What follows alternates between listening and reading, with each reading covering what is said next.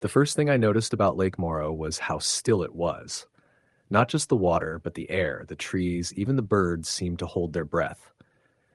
It was late September, early morning, and I'd driven 3 hours from my small apartment in Illinois to spend a weekend alone fishing. I wanted quiet, solitude, maybe a break from the monotony of work. What I didn't want was what I found. I arrived at the small gravel boat launch just before sunrise. The parking lot was empty except for one abandoned pickup at the far edge. The air smelled of damp leaves and moss. I unloaded my gear, an aluminum fishing boat, 2 rods, tackle boxes, and a small cooler. The lake was still dark under the early morning fog. I pushed the boat in and slid aboard, starting the small motor. The plan was simple. Head toward the northern cove, a stretch of lake surrounded by dense forest where I'd caught my biggest bass last year. The water was glassy, reflecting the sky like a mirror. No wind, no movement. As I motored across the lake, I noticed a faint ripple along the far shoreline, subtle enough that I could have imagined it. I chalked it up to wind and continued.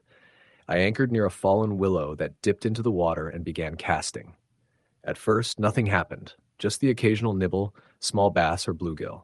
Then, about an hour in, I felt it. A tug on my line, light but insistent. I set the hook. The line went taut. This fish was different. Bigger, heavier, and it fought unlike anything I'd experienced. The rod bent deep, my arms trembling as I tried to reel it in. When I finally got a glimpse of it, my stomach sank. It wasn't a fish I recognized. Its body was long, broad, almost serpent-like, dark in color, with a head that glistened slickly in the early light. Before I could react, the line snapped. I sat frozen, staring at the ripples spreading across the water. Something moved beneath the boat, a shadow larger than any fish I'd ever seen, gliding just below the surface. My pulse quickened. I reached for the motor, but it sputtered and died. I tried to restart it. Nothing. Panic set in. I considered rowing back, but the oars were in the bow and I wasn't strong enough to make it quickly. I drifted, heart racing, eyes scanning the dense tree line. Then I heard a sound, a low, guttural bark, followed by another. Dogs? That close? Unlikely. And then a third bark, hoarse, unnatural. I turned my head toward the sound. Through the fog, a cabin appeared on the northern shore. Smoke drifted lazily from its chimney. A man stood in the doorway, tall, hunched, face obscured by shadow. 2 dogs were at his side, ragged, moving with an unnatural coordination. They barked again, low and menacing, before disappearing into the tree line. I backed the boat slowly, keeping my distance. The shadow beneath the boat surfaced again. A massive, sleek shape, long and muscular, circled the hull once, then dove beneath it. I felt the boat shudder. My skin crawled.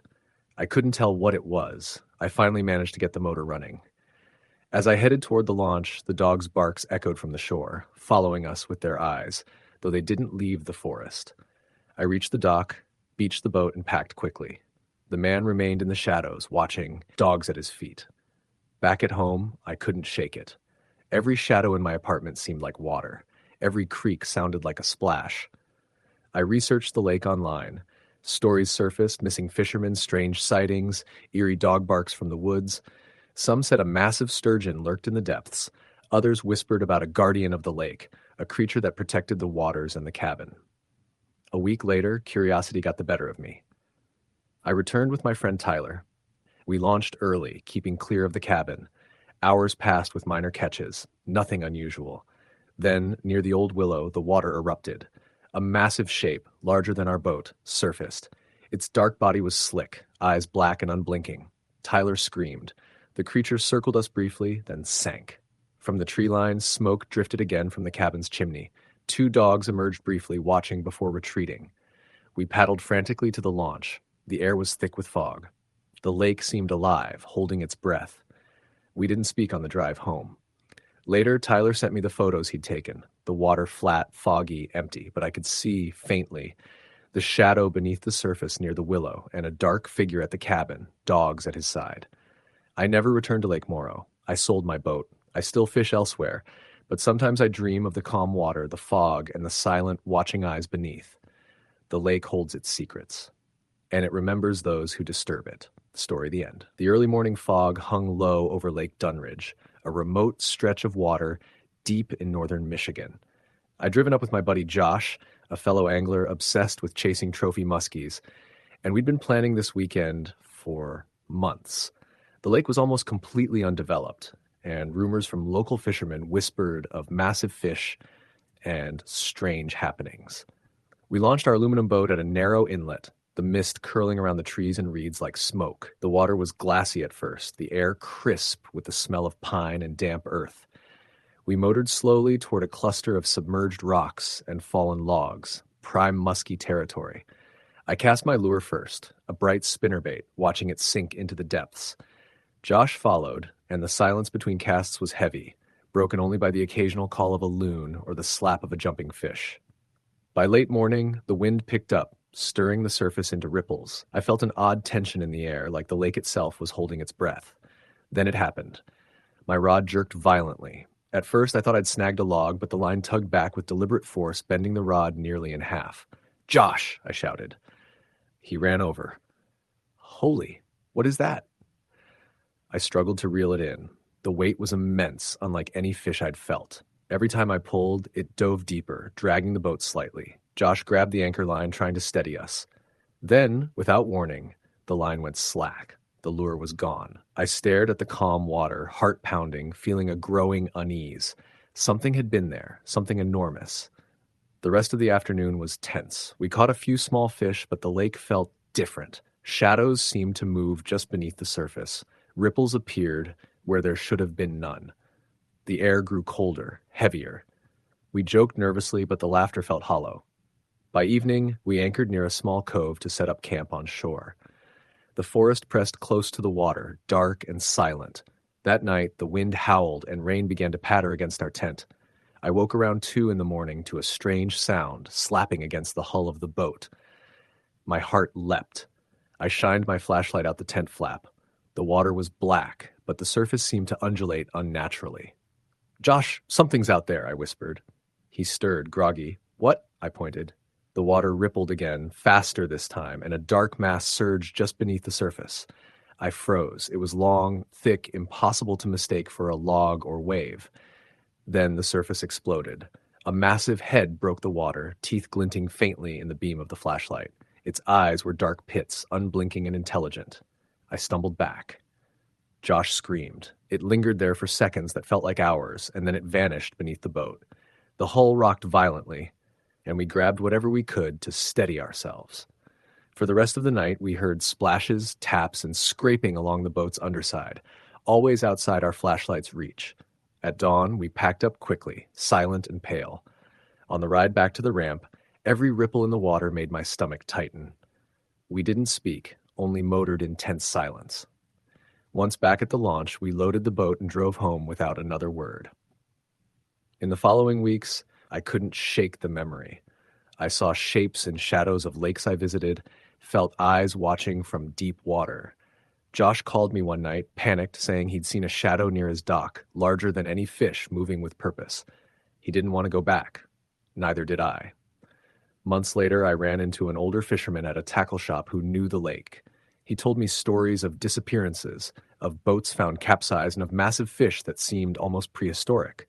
"The lake has its secrets," he said, voice low, "and it lets you see them if it wants you to."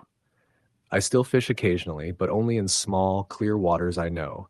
I dream sometimes of Lake Dunridge, of that immense head, the teeth, the cold, unblinking eyes, and the slow, deliberate movement beneath the surface. I know whatever it was, it's still there, lurking in the depths, waiting. Every time I see a remote, fog-covered lake, I feel that same cold dread. Something watches from below. Something that moves with purpose, and I know better than to ever test it again. Story the end.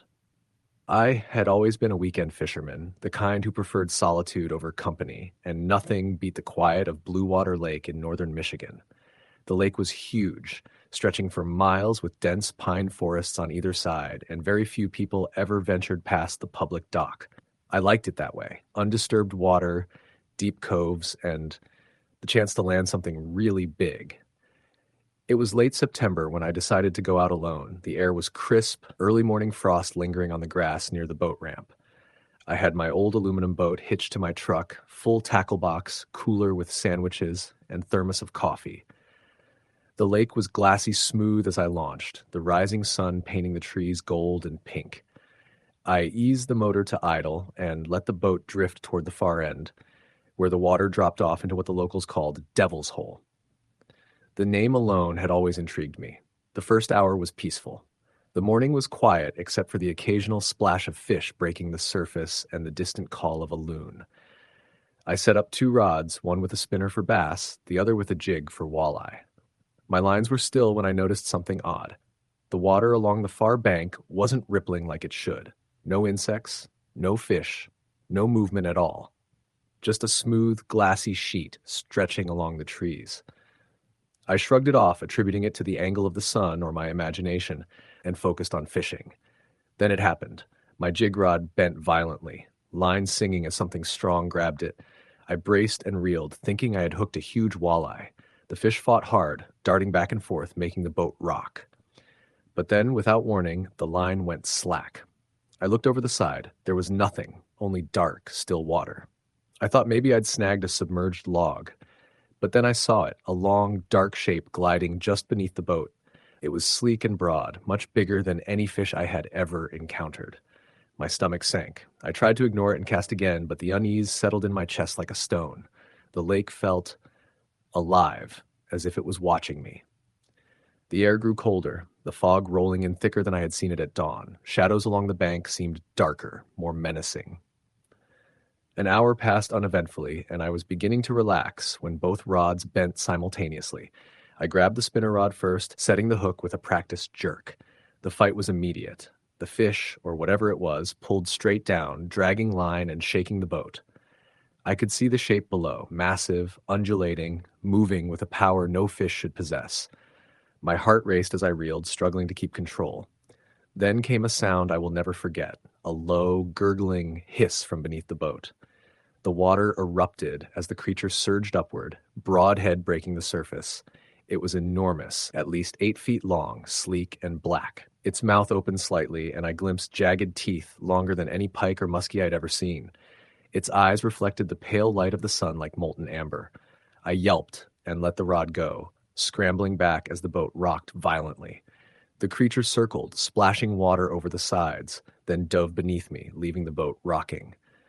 My mind was racing. Was this a mutated fish? Something prehistoric? I had no answer, only the adrenaline pounding in my veins. I tried to start the motor to get away, but the boat seemed heavier, sluggish, almost as if the water itself resisted my escape. The shape returned, gliding silently beneath the hull, then struck the side with a force that made me stumble. The boat tipped dangerously. I grabbed the oars and began paddling frantically toward the nearest cove, the only part of the lake shallow enough that I might escape whatever lurked in the deep. I finally reached a narrow inlet, wedging the boat between trees and rocks. I jumped out, heart hammering, and ran up the bank. Behind me, the lake appeared calm again. The water surface was smooth, the fog curling gently over the trees. Nothing. No sound, no ripples, nothing to indicate that the creature had ever existed, except the memory burned into my mind. I didn't fish for weeks after that. Every time I drove past the lake, I felt a chill, as if the water remembered me. Friends thought I was exaggerating, but I knew what I saw. It wasn't a normal fish, not a normal animal, something ancient, something patient, something that had been waiting in the depths of Blue Water Lake long before I arrived. Months later, I returned once, determined to conquer the fear, to prove it was nothing more than my imagination. I drifted toward Devil's Hole, rods in hand, heart pounding. The sun was setting, painting the lake orange. I cast a line and waited. The water was unnervingly still. Then the rod bent violently. I set the hook, and the fight began immediately. The boat shook, water sloshing over the sides. I saw the shape beneath me again. Long, black, powerful. Its amber eyes locked on mine. I fought with all my strength, but the line snapped again, the lure disappearing into the dark water. The creature disappeared as quickly as it had appeared, leaving only a calm, taunting silence. I hauled the boat back to the ramp and left, never looking back. To this day, I tell people I fish smaller lakes now, rivers with trout, anything manageable. But sometimes at night, I can still hear the rush of water, feel the tug in my dreams, and remember the amber eyes of the beast in Blue Water Lake. I know it's still there, waiting, patient, ancient, and far bigger than I ever imagined. Story the end. I remember the first time I realized fishing could turn deadly wasn't some freak accident or equipment failure. It was the kind of thing that sneaks up on you, so slow you think you're imagining it until you aren't. My name's Sam Hicks, and I've spent decades on lakes across Michigan and Minnesota. I've battled pike, bass, catfish, even a few trophy muskies, but nothing prepared me for what happened at Ironwood Pond. It started on a Friday afternoon. The weather was overcast, a gray sky hanging heavy over the forest. I'd driven up from my home in Green Bay with a buddy, Charlie, who was eager to try a new spot he'd read about in a local forum. Ironwood Pond was tucked back behind a logging road, barely marked, and the last mile was nothing but gravel and roots, the kind of place that makes you feel like you're trespassing even though it's public land. We arrived just past 3 p.m. The pond was almost perfectly circular, surrounded by thick pines and birches. The water was dark, reflecting the clouded sky, and a thin mist hovered across the surface. The air smelled of wet earth and pine sap. We carried our gear down a steep bank to a small clearing at the water's edge. No one else in sight. A perfect, undisturbed fishing spot. Charlie set up near the far shore, and I picked a shaded nook by a cluster of fallen trees. I started with a spinnerbait, throwing it toward a submerged log jutting from the water. The first hour was quiet. No bites, just the occasional ripple from minnows near the shore. I sipped from my thermos, enjoying the eerie calm. Then I saw it, a movement along the opposite bank. Something large, partially submerged, shifting in the water. My first thought was a deer wading in, maybe looking for a drink. But its size didn't match, and it didn't move naturally. The water around it churned in small waves as if something massive was pacing beneath the surface. I froze, watching. Then it disappeared. I shrugged it off and focused on my line. Moments later, the water in front of me erupted. A fish hit the spinner with a force that nearly wrenched the rod from my hands. I battled it, thinking it was a monster bass. After 5 minutes of struggle, I managed to bring it near shore. It wasn't a bass, it was a catfish, easily 40 pounds, but its skin was weird, pale, mottled, almost translucent in the murky water. One of its eyes caught the reflection of the gray sky and gleamed unnaturally. I shivered, thinking maybe it was diseased. I released it carefully, trying not to think about how it had looked almost human in some way. I moved my rod back to the water when suddenly I felt it, a cold wave wash over my legs. The air itself seemed to compress. A hissing sound rippled from the trees behind me, low and guttural, like the exhale of some massive lung. I turned slowly. There, standing just at the tree line, was a figure, not human, not fully. Its limbs were long and too thin, and it swayed as if unsteady. A pale face glowed faintly in the mist. I froze. "Charlie," I called. No response. I tried again, louder. Nothing. Then I noticed the reflection of the water. It wasn't showing just the pond. There were shapes beneath the surface, dark forms weaving and gliding, too large for any fish I knew. My stomach turned. I grabbed my tackle box and started backing away. That's when the first scream came. Not human. Deep, guttural, echoing across the water. It sent the hair on my neck standing up. I ran toward the truck, branches slapping my arms, mud soaking through my boots. As I reached the road, Charlie came stumbling out of the trees, pale as death. "What happened?" I shouted. He barely spoke, just pointed back at the pond. It's alive," he whispered. "Something's alive in there. It watches. It waits." We didn't stop to argue, jumped into the truck, tires spinning on the loose gravel, and left. Even as we drove away, I kept glancing in the rearview mirror. The pond looked calm again, mist floating, dark water quiet. But I knew better. A week later, I went back, despite myself.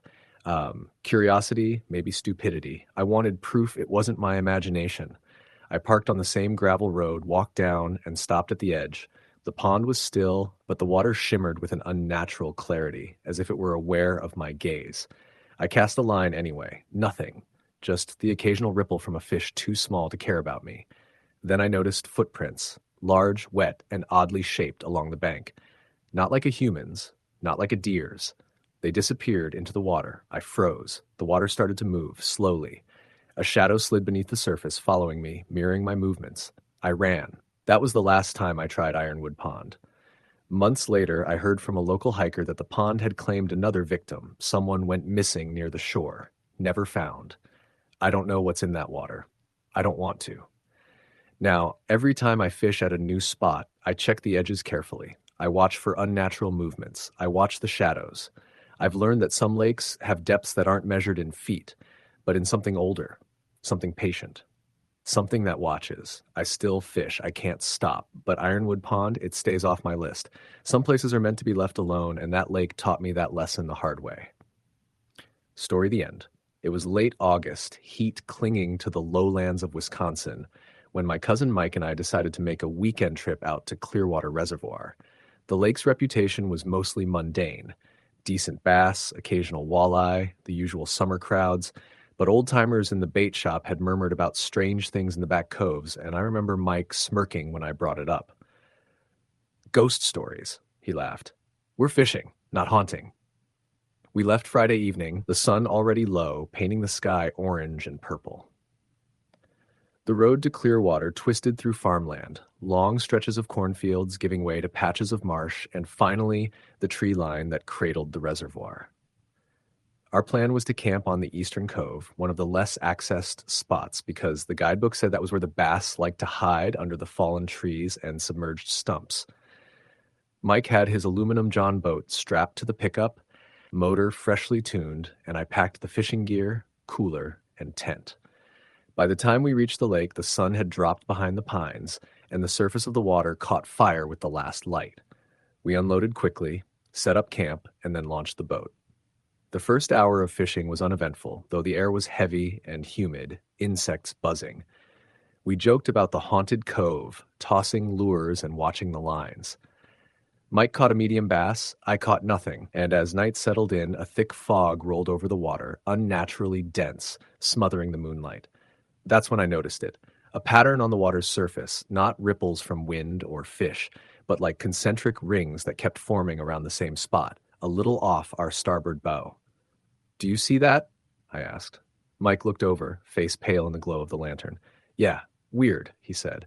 We drifted closer to inspect.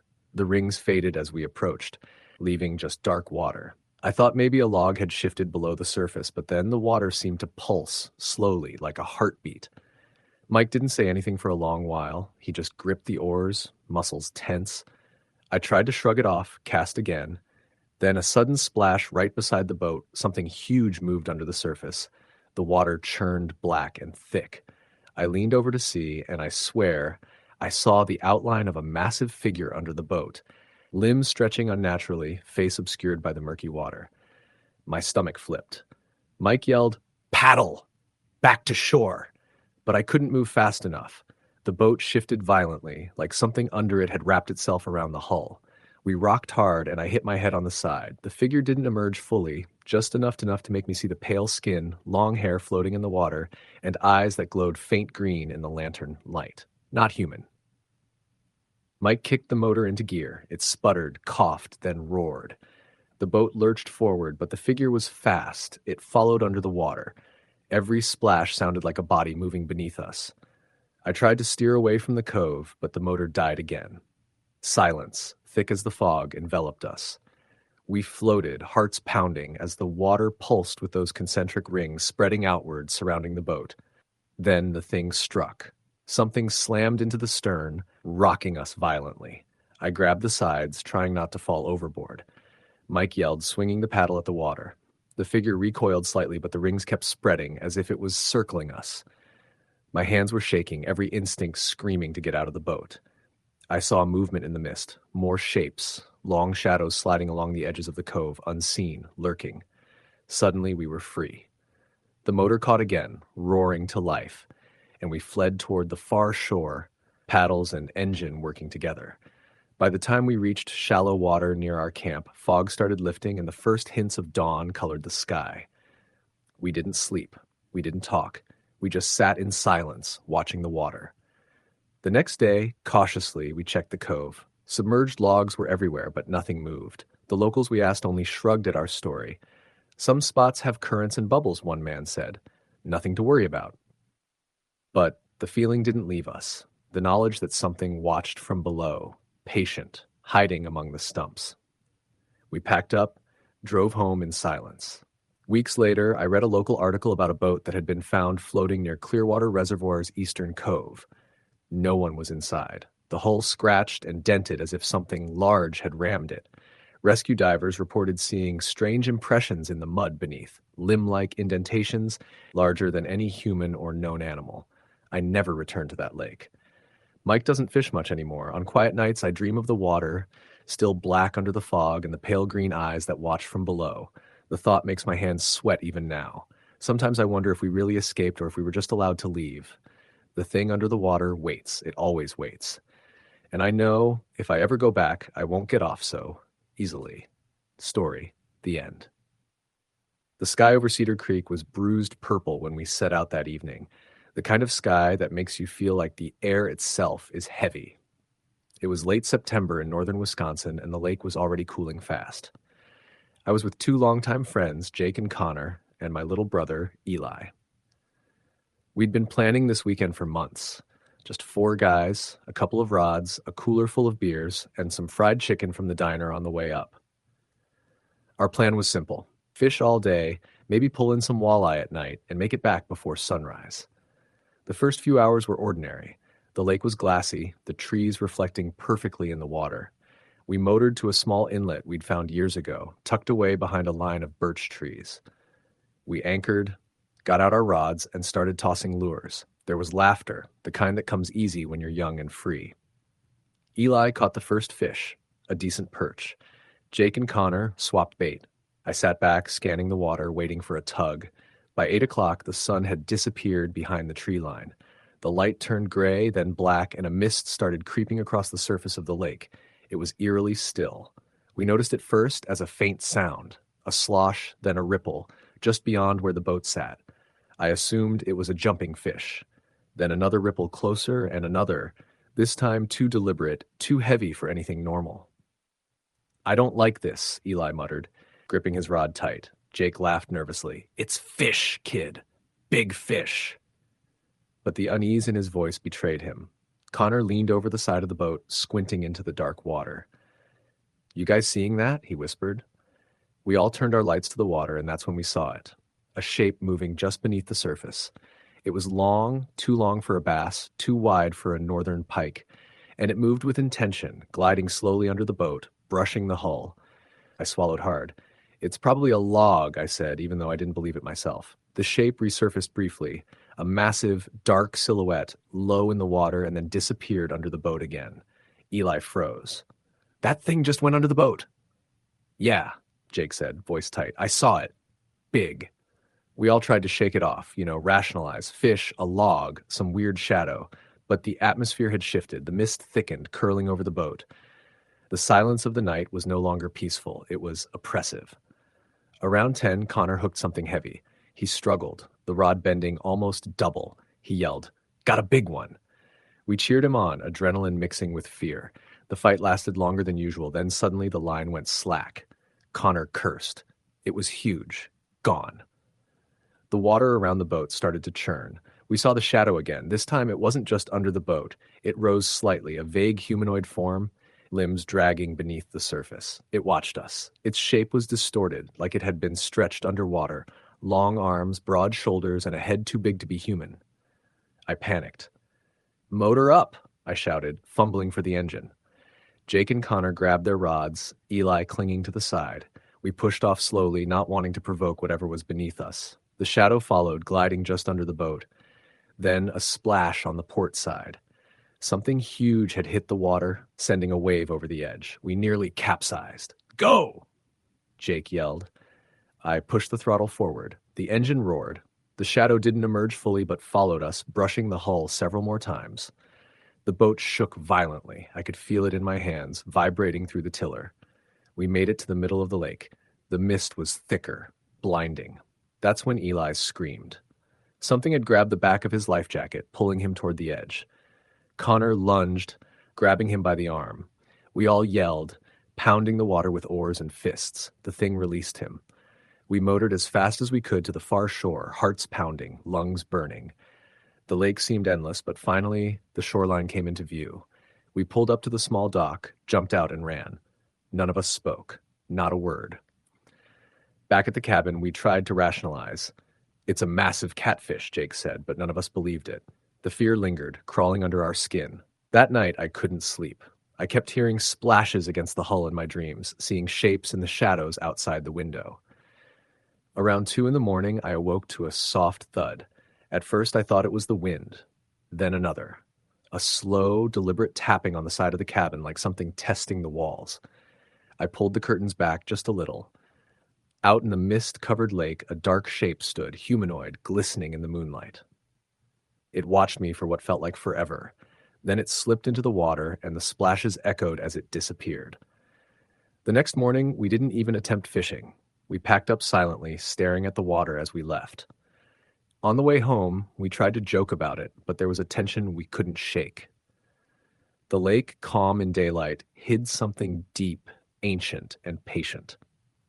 Months later, I found a post on a local forum. Someone else had been fishing Cedar Creek at night, described the same shadow, the humanoid figure moving in and out of the mist, following boats, watching silently. No one had answers, just stories. I haven't gone back. I don't plan to. And I warn anyone who asks, the lake looks peaceful in the sun, but when night falls, it's hunting. It waits. You're not alone out there, not by a long shot. Story the end. The morning mist clung to the surface of Hollow Creek like a thick gray blanket when Tyler and his friend Sam pulled their old boat onto the water. The sun was barely a pale smudge in the sky, and the air smelled of damp earth and decaying leaves. It was the kind of day that made the woods feel ancient, almost alive, and Hollow Creek, narrow, winding, and flanked by dense trees, had always carried a reputation among locals for being strange. "Last time we fished here, we didn't even catch a bite," Sam muttered, adjusting his cap. "Maybe it's because this place feels wrong." Tyler grinned, though unease twisted his stomach. "Wrong how? It's just a creek." Sam didn't answer. He lowered the oars and the boat slid silently into the water. Hollow Creek was unnervingly quiet, the usual calls of birds and frogs absent. Only the occasional splash of a fish broke the surface, distant and fleeting. They paddled to a familiar bend, where the water widened into a small pool bordered by thick reeds. Tyler anchored the boat, and they began baiting hooks with the worms Sam had dug up the night before. The first few casts produced nothing, just empty water and the faint smell of wet decay. Hours passed. The sun climbed higher, but the creek offered no reward. Tyler leaned back, feeling a growing sense of wrongness, a heaviness in the air as if the creek itself were watching. Sam fidgeted, peering over the side of the boat, his hands gripping the edge. "Do you see that?" Sam finally whispered. Tyler followed his gaze. There was a ripple, subtle, moving upstream, but nothing should have been there. The creek was shallow and calm. A small log? He shook his head. The movement was too deliberate. Then the water erupted. A massive shape surged from beneath the surface, far larger than any fish they had ever seen. It wasn't just the size, it was the intelligence in its movement.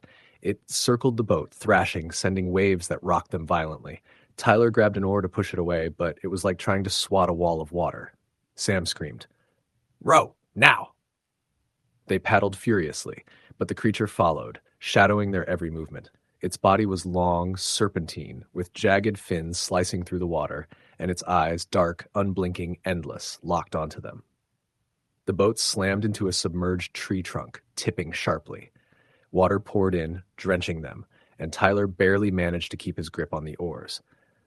Sam's hands slipped repeatedly, and each time the shadow surged closer, rising beneath the boat with terrifying speed. Finally, they reached a narrow channel lined with overhanging trees. Tyler swung the oars into the water, forcing the boat through the tangled branches.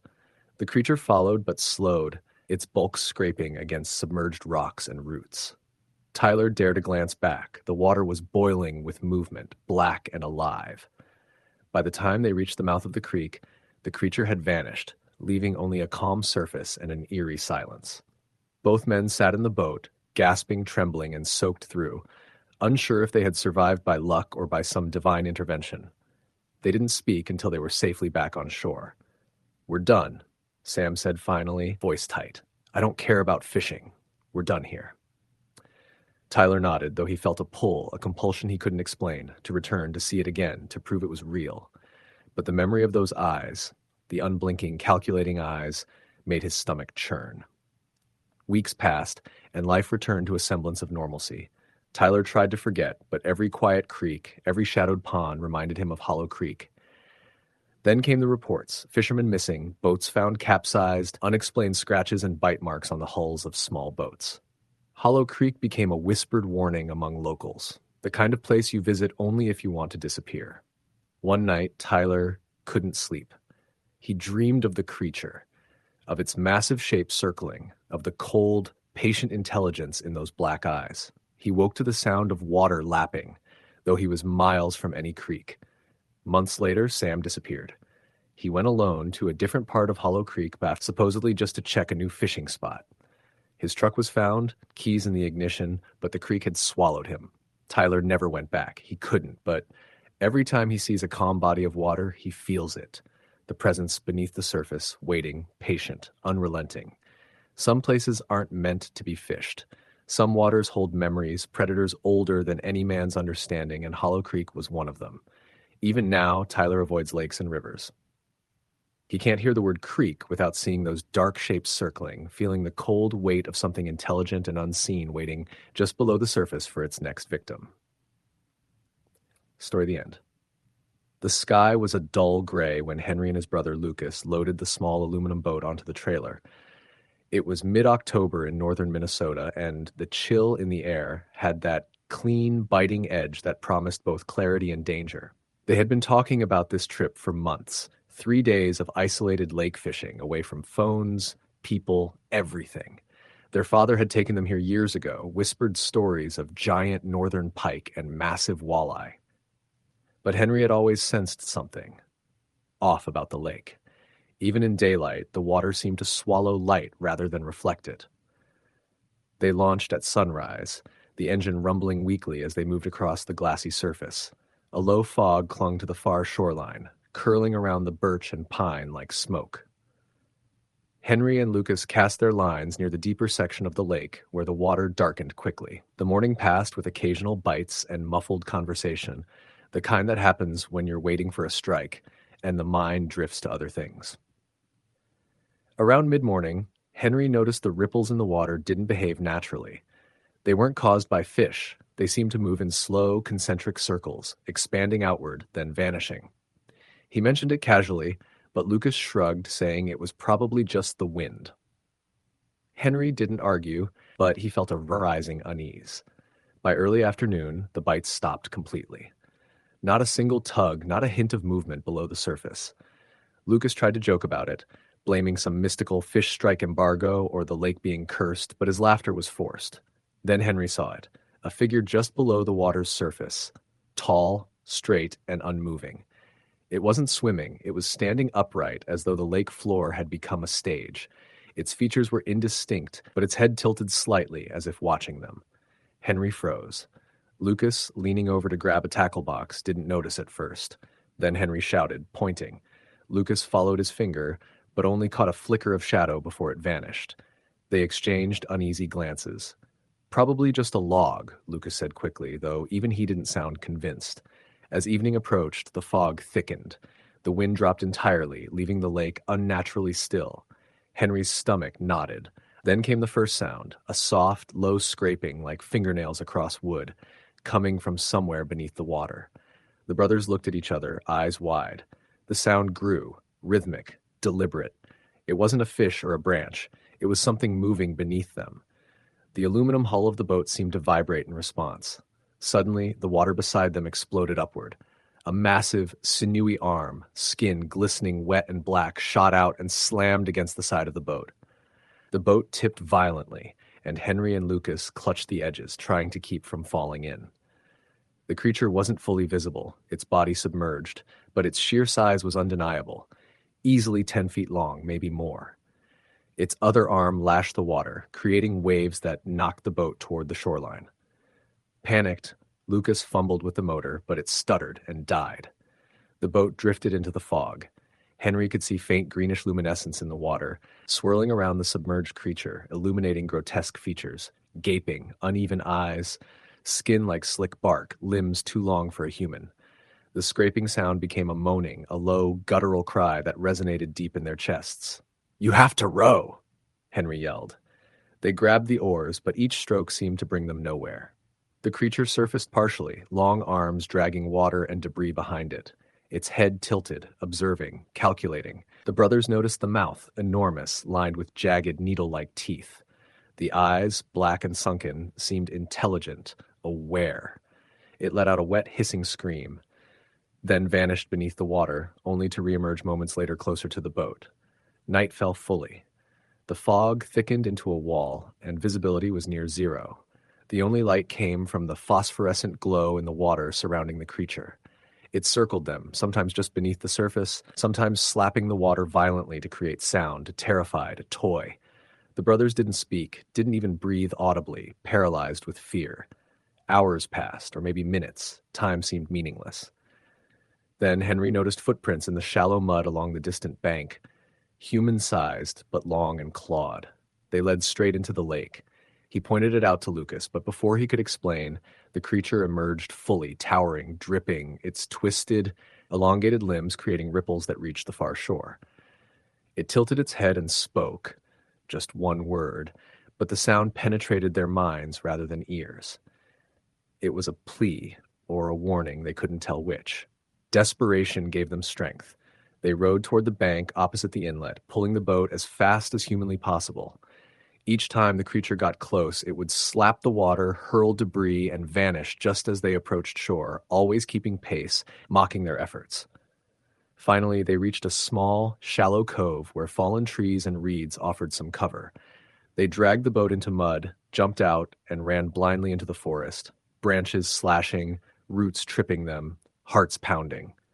They didn't stop until they reached the highway, over an hour away. Only then did they realize they hadn't looked back. The creature hadn't pursued them past the tree line, but Henry had the sinking feeling it didn't need to. The lake itself was enough. Weeks later, Henry researched the lake. He found old records, men missing in the 1950s, children who vanished while playing near the inlet, boats that disappeared without trace. Locals were tight-lipped, warning him to never venture near the inlet at night. One old fisherman whispered about a guardian in the lake, something ancient, something wrong, a creature born from tragedy and waterlogged earth. Henry didn't believe in myths, but he couldn't deny what he saw, couldn't forget the hum in the water, the eyes in the mist, the scraping, and the voice that spoke directly into his mind. Henry and Lucas never returned. They stopped fishing entirely for years, always wary of lakes with fog or inlets shrouded in trees.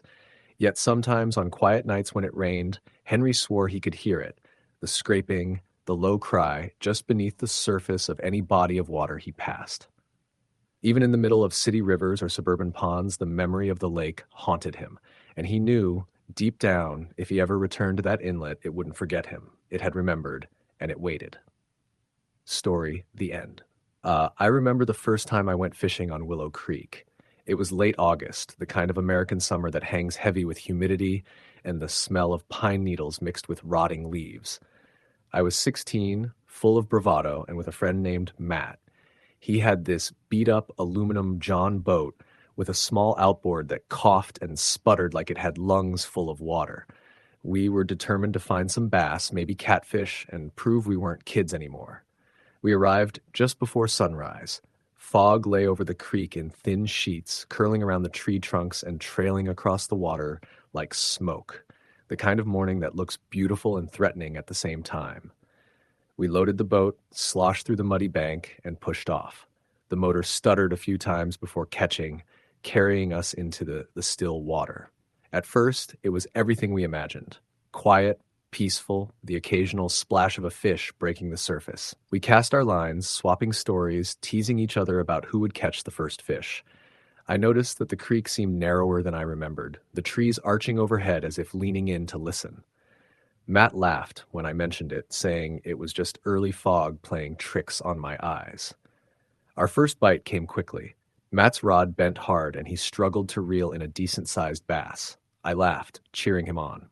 Then it was my turn. My rod tipped, line zinged taut, and I felt the pull of something heavier than a base. I tensed, gripping the rod. Whatever it was fought hard, jerking the line, dragging the boat slightly. I pulled and reeled as best I could. For a second, I imagined it was a big catfish, then it tore free. Just like that, the line snapped. "Damn it!" I yelled, shaking my head. Matt laughed, but I noticed a strange shadow move under the boat as I reeled in. At first, I thought it was a school of fish, but the shape was long, wider than any bass or catfish I'd ever seen. My stomach turned. I tried to shrug it off, telling myself it was a trick of the fog, my imagination. We drifted further upstream, following the curve of the creek. The trees grew denser, the light thinner, the fog heavier. The air seemed cooler, heavier somehow. I noticed the water's surface had gone dead calm. No ripples, no insects, no splash. Even the birds were silent. Matt didn't notice, or maybe he did and ignored it, but I felt a growing unease. Then it struck. My line went taut. Not the gentle pull of a fish, but a sudden, violent jerk. The rod arced. The reel screamed. I braced myself, heart racing, fingers slick with sweat. The thing on the other end didn't behave like a fish. It didn't zigzag. It pulled straight, dragging me toward the darker water near the far bank. I fought, trying to reel it in, but it was too strong. The line sang, and then snap.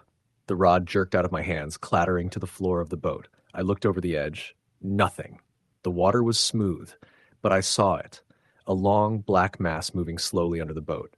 I froze, whispering Matt's name, but he was focused on his own line. The shadow lingered, circling under us, moving in a way that no fish could. I tried to shake it off, tried to rationalize it. Maybe it's just a log, I whispered to myself.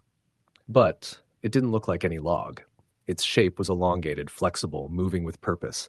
I felt my chest tighten. The hair on my arms stood up. We decided to head back, the unease gnawing at us. As we drifted downstream, the shape followed. I caught glimpses beneath the water. A massive head, eyes glinting faintly like dull amber, a body broad and serpentine. It stayed submerged mostly, but occasionally it breached slightly, sending ripples that rocked the boat. Matt still laughed occasionally, unaware. We neared a bend in the creek, and the boat lurched as something brushed the hull. I yelled, grabbing Matt's arm. "Did you feel that?" I shouted. He froze. Then it happened again, a hard nudge from below. The boat rocked violently. Water splashed over the side. My heart was in my throat. We tried to push forward, but the current was weak, the motor struggling. Every time we moved, the water seemed to shift, a shadow moving just below, matching our speed. The sun had risen higher now, but the creek remained dark and cold in appearance. The shadow stayed. We couldn't shake it. Then Matt's rod bent violently. He screamed as the reel tore line off. I grabbed my rod, still trembling, but it stayed slack. Then I saw it, a glimpse of the massive creature beneath the water, coiled and powerful. It surged upward in a sudden burst, broad head breaking the surface, mouth opening to reveal rows of teeth jagged and yellowed. I froze. My mind screamed. The boat rocked as it lunged to one side, water splashing violently. Matt reeled frantically, fighting the line, but the creature dragged it free. The hook tore from the fish, or whatever it was, and the line went slack. I saw it then, fully, a massive black shape with a body at least 10 feet long, eyes fixed on us, moving under the boat in a way that was impossible for any known fish. We paddled with our hands, desperate, but the creature followed. I could feel the water vibrating under the hull, the boat rocking with unnatural force. I shouted for Matt to grab the oars, and we finally made it to a narrow overhanging bank, wedging the boat between roots and rocks. We jumped out, hearts pounding, soaked with sweat and river water, and ran up the muddy bank toward the parking area. When we looked back, the creek looked calm again. No shadow, no ripples. Just fog curling over the water like it had never been disturbed. We didn't speak much on the way home. Both of us knew we had seen something that defied explanation. I never went back to Willow Creek. Years later, I passed the area on a summer road trip. The creek looked peaceful, idyllic. But I remembered those long black shapes, the amber eyes, the way the water itself seemed alive with some unseen presence. And I knew that somewhere in the depths, whatever it was, still lurked, waiting, silent and patient. Even now, on quiet nights, I dream of the water. I feel the pull, the tug of something massive beneath the surface, following, circling, ancient. And I know I was lucky to get away with nothing more than fear. Story the end. The sun was just a pale glow behind the clouds as I loaded the last of the fishing gear into my truck. My cousin Mark and I had been talking about this trip for months, a weekend getaway to the remote Woodridge Reservoir in upstate New York. The reservoir was supposed to be perfect for largemouth bass, and we were excited for a quiet few days away from work, phones, and responsibility. We reached the lake mid-morning, the air crisp and damp, the pine trees leaning over the water like silent sentinels. The gravel launch was nearly empty, and the mist clung low to the water, hiding its edges. We pushed the small aluminum boat into the water and climbed in, motoring toward a bend in the lake where the map showed submerged rocks and fallen timber. Prime bass habitat. The first few hours were calm, serene almost. Sunlight pierced the mist in golden shafts, and the occasional bird cawed. Mark was teasing me about my new rod, casting with exaggerated flicks. I laughed, feeling that rare contentment only a morning on the water brings. By late morning, the wind picked up, brushing icy fingers across the surface. I was reeling in a small bass when I noticed the water near our port side swirl strangely, as if something huge had shifted beneath it. I paused, squinting. "Did you see that?" I asked Mark. He shook his head. "See what?" Before I could answer, a wave of cold water lapped against the hull. I swear I felt the boat shift slightly, as though something massive brushed past it. I shrugged it off. Maybe a log, maybe a big bass. We fished until noon, catching a few small bass, but the unease never left me. The mist had thickened, curling around the boat like smoke, and the wind now carried a faint metallic tang. Mark noticed too. "This feels wrong," he muttered, scanning the water. Around 2 o'clock, I cast a spinnerbait toward a dark patch of water near a submerged log. Almost immediately, the rod jerked violently. I yelped, clutching it, my heart hammering. This was no small fish. It fought with an unnatural strength, diving deep and dragging the boat slightly. Mark jumped in to help, gripping the edge of the boat. The line hummed as it tore through the water. Sudden, terrifying. Everything went slack. The lure was gone. My stomach sank. I stared at the water, unease twisting into fear. Something had been there. Something huge. The rest of the afternoon passed in tense silence. The wind grew colder, and the surface of the lake began to ripple in odd patterns, almost like something was gliding beneath. Mark tried to lighten the mood, joking about giant mutant fish, but even his forced laughter sounded hollow. By late evening, we anchored near a small inlet to set up camp. The forest pressed close to the water, shadows long and dark. I was dragging the cooler to shore when Mark froze. "Did you hear that?" I strained my ears. A faint sloshing, not like waves, but deliberate. Footsteps in the shallows? I laughed nervously. Probably just a raccoon.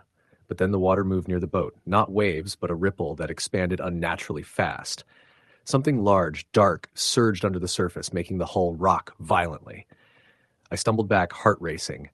The night was restless. The tent flapped violently as the wind whipped around us, and strange sounds echoed, slaps and thuds against the water, like something testing the hull.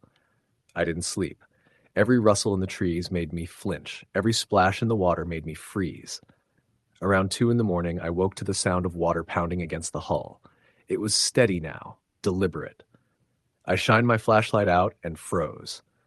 A massive dark shape moved just beneath the surface, long and serpentine, shifting toward the boat. I shook Mark awake. "Something's out there." He groaned, rubbing his eyes. "What?" "Look!" I hissed, pointing. For a moment the water was calm. Then the shape surfaced. Its head broke the surface, a massive, grotesque thing, dark green and mottled, eyes sunken yet glinting with intelligence, jagged teeth glistening in the beam of the flashlight. I stumbled back. Mark screamed. It lurked there for seconds that stretched like hours, sizing us up. Then it disappeared beneath the boat, sending a shockwave through the hull. The boat rocked violently, our oars bouncing off the sides. We grabbed them instinctively, trying to push off, but the water around us churned violently. Something large moved underneath, brushing the hull repeatedly. We didn't sleep again that night. At dawn, we packed up, trying to act normal, but both of us were pale and silent. On the way back to the launch, I kept glancing over the edge of the boat. Every ripple, every shadow made me tense. We got back to the ramp, hauled the boat, and drove home in tense, haunted silence. For weeks afterward, I couldn't shake the memory. I had nightmares of those eyes, the gaping mouth, the immense weight under the boat. I kept hearing splashes when no one was around, seeing shadows in any dark water. Months later, Mark called. He had been researching the reservoir and discovered old stories, people disappearing on Woodridge, strange sightings, unexplained splashes, boats capsizing. An old fisherman told him the lake was cursed or watched, and that sometimes the creatures down there came close enough to remind you who ruled the water. I never went back. I still fish, but only in small rivers and public ponds. The memory of that lake, the dark, hulking shape, the way the water boiled beneath us, the eyes that seemed to follow, is burned into me. Even now, years later, I get a text from Mark occasionally. Always a picture, always dark, a vague shape beneath water, something massive, almost indistinct, and every time I feel the same chill. It's still there, watching, waiting. Story the end. The lake was quiet when I arrived, the kind of silence that presses into your chest. Lake Waverly wasn't far from the town of Cedar Falls, Iowa, but it might as well have been in the middle of nowhere. I'd been planning this trip for weeks, a solo fishing weekend to clear my head, and the first morning was crisp, early October chill in the air, fog hovering just above the water. I parked my old pickup along the cracked asphalt of the tiny boat launch, loaded the aluminum base boat, and pushed off. The lake was nearly glass, reflections of the trees stretching like long shadows across the surface. I didn't see another soul. Not a fisherman, not a kayaker, not even a bird moving across the sky. It was as if the world had paused, just for me. I fired up the motor and headed toward a secluded cove I'd scouted on Google Maps, a place with a steep drop-off that promised big fish. The early sun glinted on the water as I motored forward, the hum of the motor the only sound. I anchored in a narrow cove where the trees hung low and twisted. I rigged a spinnerbait, cast near a fallen oak that had toppled into the water years ago. The first hour was slow, just a few small bass, nothing memorable. Then I felt it, a tug on the line, subtle at first, then hard enough to bend the rod sharply. I set the hook, and the fight was on. Whatever it was big. Bigger than any bass I'd ever hooked. The line screamed against the reel. My arms burned as I fought it. The fish made long runs, diving deep, thrashing in ways that made the boat rock. After nearly 10 minutes of battle, I got a glimpse of it near the surface, and I froze. This wasn't a fish I recognized. It was massive, elongated, darker than the water, with a head too wide for any bass or muskie I'd seen. The line snapped. My heart thumped. I drifted in the cove, hands gripping the rod, staring into the water. Something moved beneath the boat, a shadow larger than any fish should be. I leaned over the edge, nothing but dark, swirling water. The fog had thickened. It curled along the surface, weaving around the boat like tendrils. A chill ran down my spine. I started the motor to leave. It sputtered. Then it died. I tried again. Nothing. The boat drifted. Waves rippled against the hull, small but persistent, as though something pushed them. I looked at the shoreline. Dense woods, gnarled trees leaning over the water. The cove felt alive. Not with animals, but with something waiting. I decided to row toward the far end, but the oars felt heavy in my hands as if the water resisted. Halfway across, I heard a splash behind me. I turned slowly. A long shape slipped just beneath the surface, moving parallel to the boat. It was smooth, muscular, too deliberate for a fish. I gripped the rod like a talisman. My pulse was racing. The shape disappeared under the boat. Then a bark. High, hoarse, unnatural. Another bark answered it from deeper in the woods. Then another, echoing. I froze. Dogs? The sound didn't match any dog I'd ever heard. It was sharper, more guttural. The barking came from the shoreline near a small cabin I hadn't noticed before, half hidden in the trees. A thin plume of smoke rose from its chimney. I strained my eyes. A man appeared in the doorway, tall, hunched, his face obscured by shadow, but I could see two dogs at his feet, ragged, their eyes glinting faintly. They barked, low and menacing, before darting into the woods. The man didn't move. He just stood there, watching. I backed the boat slowly, keeping my distance. The shape beneath the water surfaced again, a massive, sinuous body, dark as tar. My stomach dropped. It circled the boat once, twice, then disappeared under the hull. My hands shook. I tried the motor again. It roared to life. I floored it toward the launch, heart hammering. The dogs barked from the shoreline, following us with their eyes, though they didn't leave the tree line. I reached the launch, beached the boat, and packed quickly. The man from the cabin remained in the shadows, standing still, dogs at his side. I didn't look back as I climbed into my truck. Back home, sleep eluded me. Every shadow in my bedroom seemed like water, every creak of the house a splash. Days later, I researched the lake. Local forums mentioned disappearances. Fishermen gone overnight, boats found drifting empty, dogs seen roaming the shoreline alone. Some speculated a large catfish or a sturgeon. Others whispered about the Lake Guardian, a local legend no one wanted to test. Weeks later, I found the courage to return, this time with my friend Mike. We launched early, keeping clear of the cabin. For hours, we caught a few fish, but nothing unusual. Then, near the old oak in the cove, the water erupted. A massive body shot up, larger than our boat, dark and sleek. Mike screamed. I grabbed the oars, paddled frantically, but it followed briefly, circling, eyes black and unblinking, then sank. We left quickly. From the tree line, the cabin's chimney emitted smoke. 2 dogs emerged briefly, watching us, before vanishing into the woods. I never returned. The photos we took show nothing but water and fog, but I remember. The shadow beneath the boat, the hulking shape, the dogs, and the man at the cabin. Lake Waverly holds its secrets, and it remembers those who disturb it. Even now, sometimes I dream of calm water, fog rolling over the surface, and the silent, watching eyes beneath. Story the end. The morning air was heavy with fog when I loaded my old pickup with rods, reels, and a cooler of ice for the trip to the lake. I had been fishing for years, mostly in quiet, familiar spots, but today I was chasing a tip from a friend about a remote section of Blackwater Lake in northern Minnesota. He said it was pristine, lightly fished, and full of walleye and bass. I liked the sound of that, solitude, untouched water. I drove down winding forest roads, the fog so thick I had to slow to barely 25 miles an hour. When I reached the dirt path that led to the lake, the woods seemed to close around me, branches scratching the truck as if warning me not to go further. But curiosity won. I parked near the old wooden dock, a bit rotted, and carried my gear down to the water. The lake was eerily still. No birds called, no wind stirred the surface. I set up my rods along the dock, tied on soft plastics, and cast toward the deeper water near a fallen tree submerged just off the shore.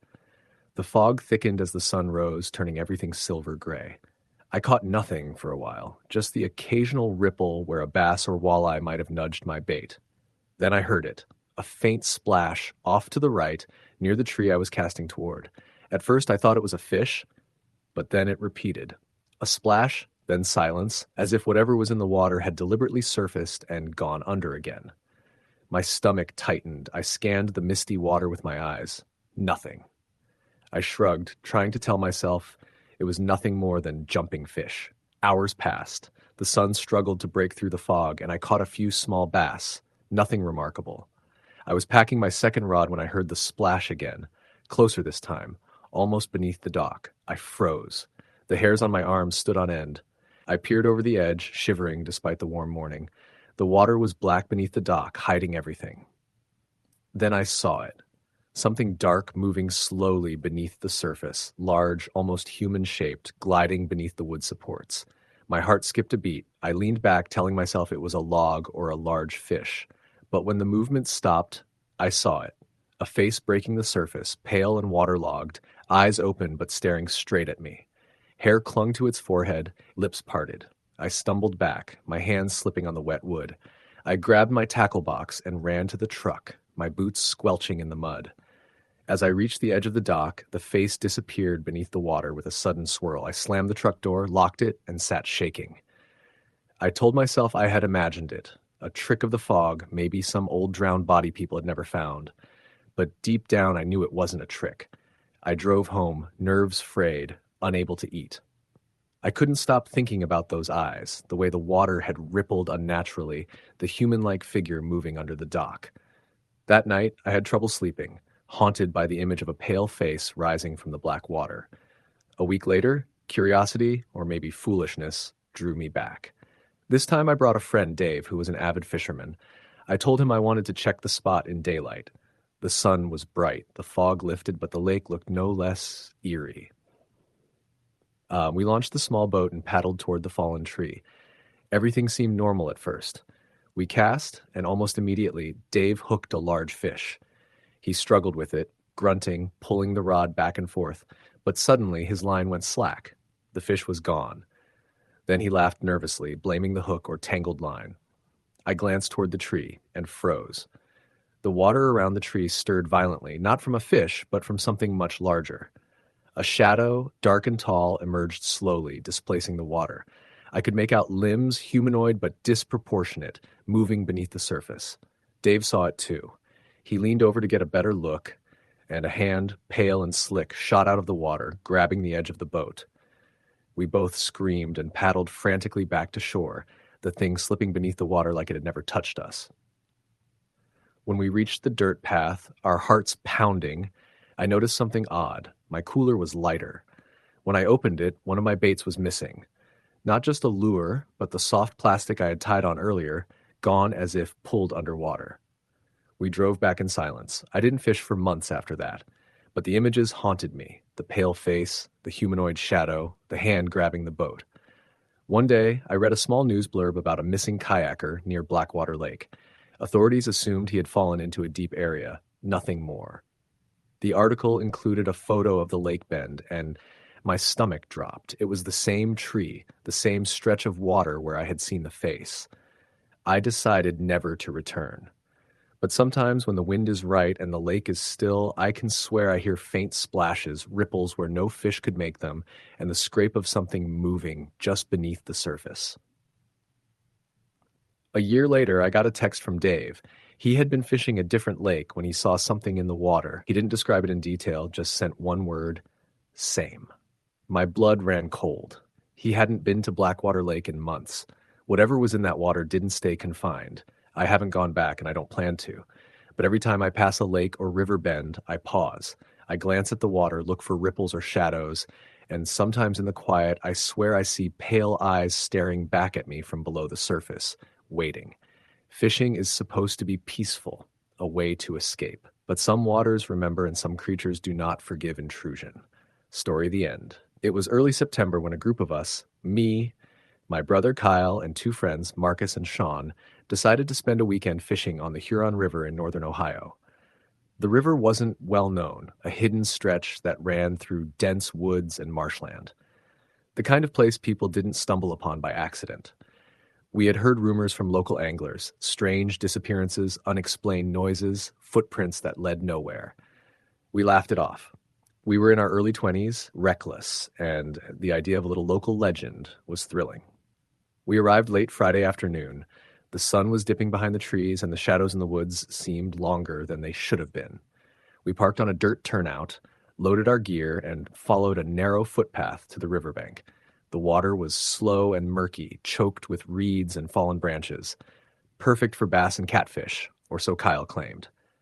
We set up near a bend in the river where a fallen oak had created a natural dam. Sean and Marcus fished from the shore while Kyle and I waded into a shallow pool nearby. The air was thick with mosquitoes and the scent of decaying leaves. It was peaceful, quiet, almost too quiet. No birds, no bugs, just the water gently lapping against our boots. Around dusk, I caught a small catfish, nothing unusual, but when I reeled it in, I noticed something strange. Its mouth was full of what looked like human hair, dark and tangled. I froze. Kyle leaned over and shrugged, trying to brush it off as a weird fluke. But the hair was real, wet, and sticky. I shivered and tossed the fish back. Night fell quickly. We had a small fire going on the bank and grilled our catch. The shadows of the trees flickered against the water, and I had a growing sense of unease. Around 10 o'clock, we heard a splash upstream. Nothing huge, just the sound of something entering the water. We thought maybe a deer had gone for a drink, but then we heard it again. A soft, deliberate splash moving closer. Kyle shined his flashlight across the river. Nothing. The beam caught on the reeds, the fallen logs, but there was no movement. Still, the feeling of being watched intensified. We joked nervously, but none of us really laughed.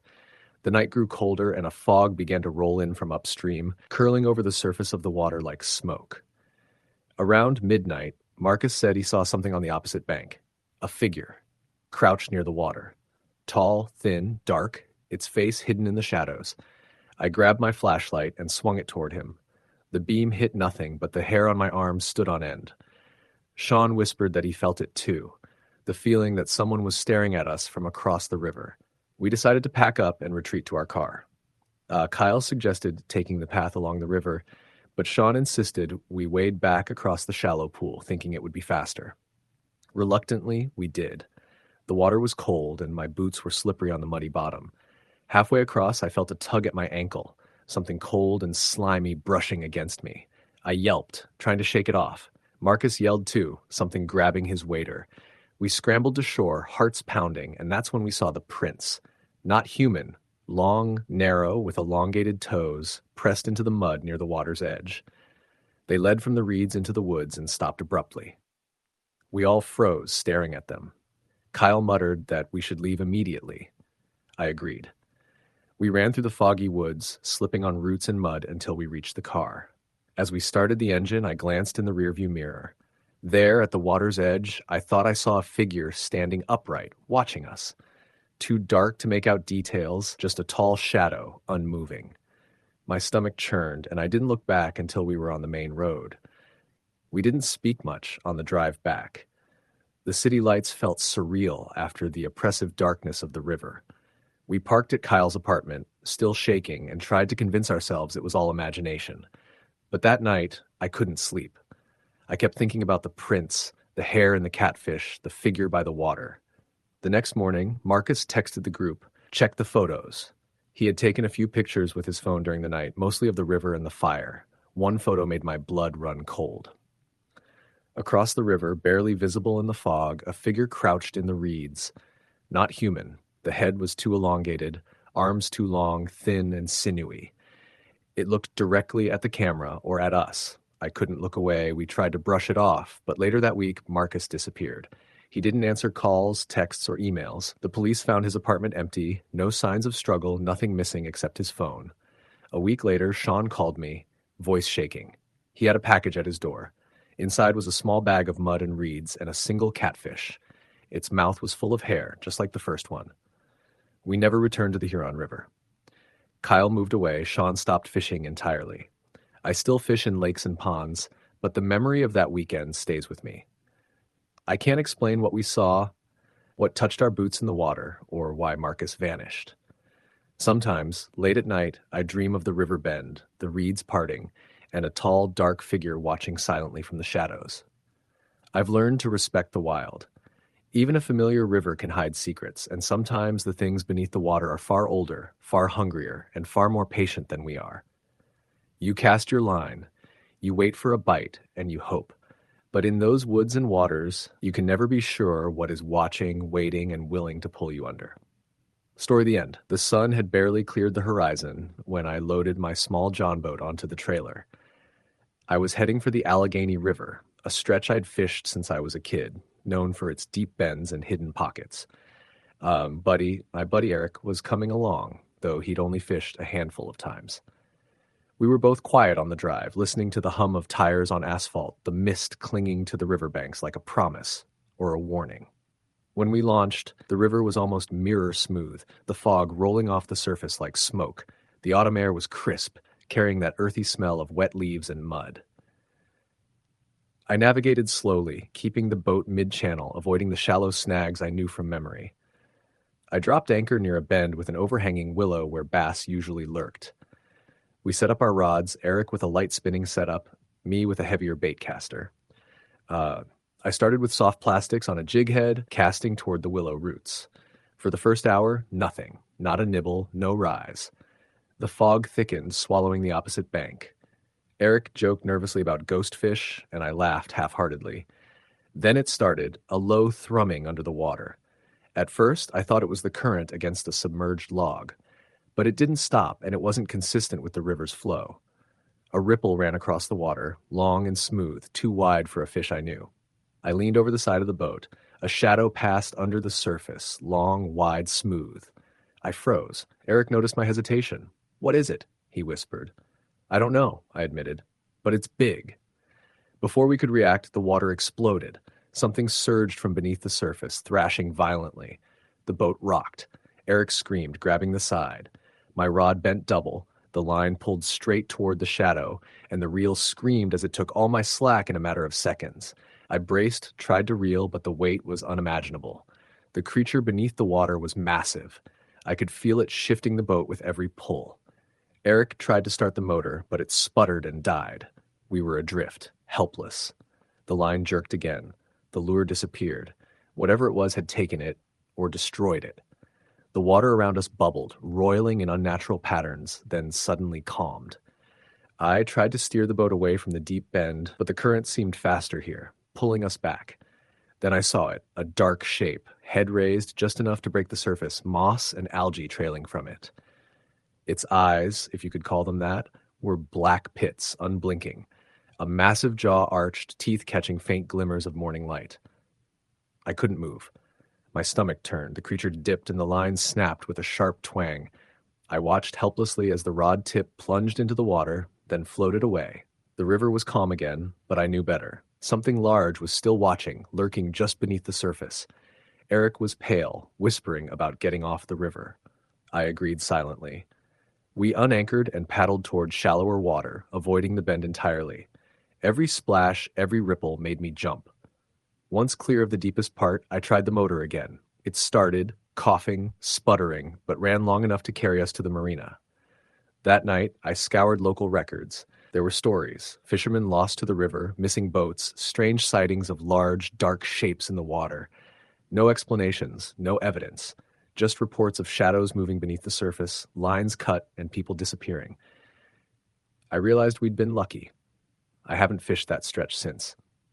Every time I pass the river in autumn, I remember the black pits of those eyes, the enormous body gliding beneath the calm surface, and the way the water felt alive, aware, hunting. The memory is vivid enough to keep me away forever. Story, the end. The old river was quiet that morning, fog curling low over the water like smoke from a dying fire. I was driving down a back road in northern Minnesota, the kind that locals avoided after dark. My friend group had been planning this trip for months. 4 of us, all college buddies, armed with rods, reels, and the kind of bravado only 20-somethings can muster. There was me, Josh, my brother Alex, our friend Tyler, and his cousin Derek. We wanted walleye, maybe pike, and a weekend away from cell service, away from responsibility. We arrived at the cabin just before sunrise. It was small, weathered wood, perched on the riverbank, its dock rotting slightly from years of neglect. I carried the cooler up from the truck, noting the stillness. Not a bird chirped, not a fish leapt. Even the wind felt absent. Tyler muttered, "Too quiet," and we all laughed nervously.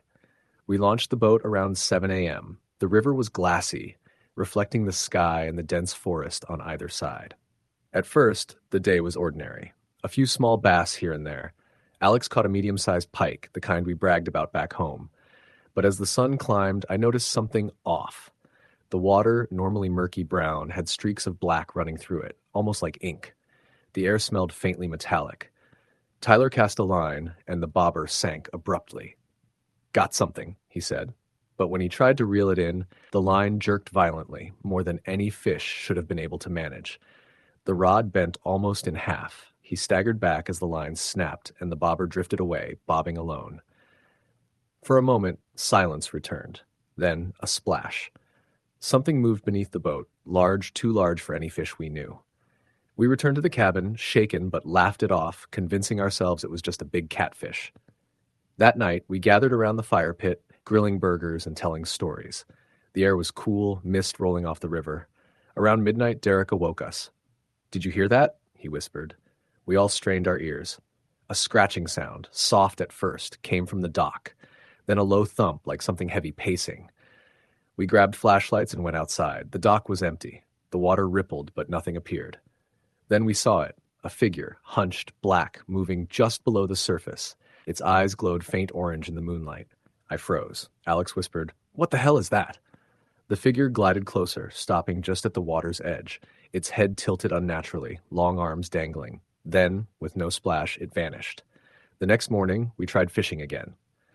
The river seemed almost normal, but tension lingered. Around mid-morning, my line jerked violently. I thought I had snagged a big pike, but the fight felt wrong, smarter than any fish. As I reeled in, the water erupted. A creature, long and thin, with dark glistening scales and oversized eyes, leapt from the river. My line snapped instantly. Tyler and Derek shouted. The thing landed back in the water, causing waves that rocked the boat. It glided under, disappearing as if it never existed. We returned to shore. The cabin seemed almost menacing in its silence. That night, sleep was impossible. Around 2 a.m., we heard whispers, unintelligible yet clearly human, outside the cabin. Then a soft plop on the roof, followed by scraping along the deck. Alex swore he saw shadowy figures moving at the edge of the dock, but every time we turned a flashlight, there was nothing. By the third day, the lake or river seemed alive with unseen eyes. Every line we cast was torn away almost immediately. The bobbers disappeared. At one point, Derek leaned over to retrieve a lure and swore something brushed his hand from beneath the water. We didn't argue. We packed up in silence, dragging the boat back to the truck. As we drove away, the fog rolled over the river again. I glanced in the rearview mirror. The cabin, the dock, the black water, it all looked calm, almost peaceful. Too peaceful. But I knew what waited beneath. The river was patient. It watched. It remembered. And I knew in my gut that it would be waiting for the next group foolish enough to disturb its depths. Even now, years later, I can't drive past northern rivers without thinking about those eyes under the water, the way the river moved as if alive, and the figure that glided silently just beneath the surface. I've never returned. Story. The end. The sky was a bruised purple as I pulled the small aluminum boat off the trailer, the early October wind biting through my jacket. I had driven 3 hours from my hometown in Michigan to get to Silver Creek Lake, a remote body of water nestled between dense pine forests.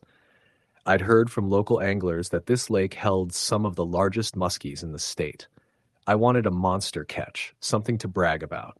I had no idea I might be chasing something far worse. The first hour of fishing was quiet. I cast crankbaits near submerged tree stumps, watched the water, listened to the wind rustling through the pines. The lake was unnervingly still. No birds, no frogs, no insects. I shrugged it off as early morning calm. Then I noticed something strange. The water around the boat seemed darker in certain spots, like shadows moving beneath the surface. I thought maybe it was a school of fish, but these shapes were too big, too deliberate, sliding under the boat like they were aware of me. By mid-morning, I'd caught a small pike and released it. I sat back, sipping coffee, scanning the misty shoreline. That's when I heard it, a low, gurgling sound coming from beneath the hull. My heart thumped. I leaned over to look, and my stomach dropped. A massive, dark form slid under the boat, leaving ripples that rocked it slightly. It was long, wider than the boat, and moving with purpose. I tried to rationalize, maybe a log, a fallen tree, but the way it moved gracefully and deliberately suggested it was alive. I tried fishing farther out, moving the boat to deeper water near the center of the lake. The sun broke through, lighting up the mist in golden shafts, but the water remained black beneath me. I cast again, feeling uneasy. Hours passed, and the lake stayed silent, oppressive. Then I saw it. A large dorsal fin breaking the surface, moving along the water in a steady, terrifying glide. It wasn't like any fin I'd seen before. It was huge, jagged, almost armored. My hands froze on the rod. Panic set in. I started the motor and aimed toward the nearest cove to escape. But as I moved, the water erupted violently behind me. Something massive had breached, spraying water across the boat. I ducked, heart racing, catching glimpses of a creature with scales dark as tar, eyes that glimmered with intelligence, and a mouth that looked wide enough to swallow me whole. It circled, testing me, then sank beneath the surface with a sudden rush. The boat rocked violently, and my coffee thermos slid across the floor. I tried to get to the dock as quickly as I could, but the lake seemed to stretch, the shoreline refusing to come closer. Fog rolled in again, thick and suffocating. Every splash, every shadow beneath the hull made me flinch. I glanced at my line. Half of it was gone. I realized the creature had taken my lure, maybe even the hook. It wasn't just fishing, it was playing with me. When I finally reached the dock, I tied the boat and ran to the small cabin I'd rented. Inside, I locked the door and tried to steady my breathing. The silence outside was worse than the chaos on the water. Every creak of the cabin, every rustle of the pines, sounded like footsteps approaching. I tried to eat, tried to convince myself it was a normal fish, a hallucination brought on by isolation. But I knew better. That night, I barely slept. Around 2 a.m., I woke to the sound of water slapping against the dock. My boat rocked slightly, even though I'd tied it securely. I peered through the window and saw nothing, but I could feel it. Something watching, waiting. I stayed awake until dawn, flashlight in hand, staring at the lake. The next day, I went out again, determined to get one last cast in before leaving. The morning was calm, deceptively serene. I anchored near the center of the lake and cast a spinnerbait. Minutes passed. Then the line tightened violently. I set the hook and felt the weight of something enormous. The rod bent sharply, groaning under the strain. I fought it for what felt like hours.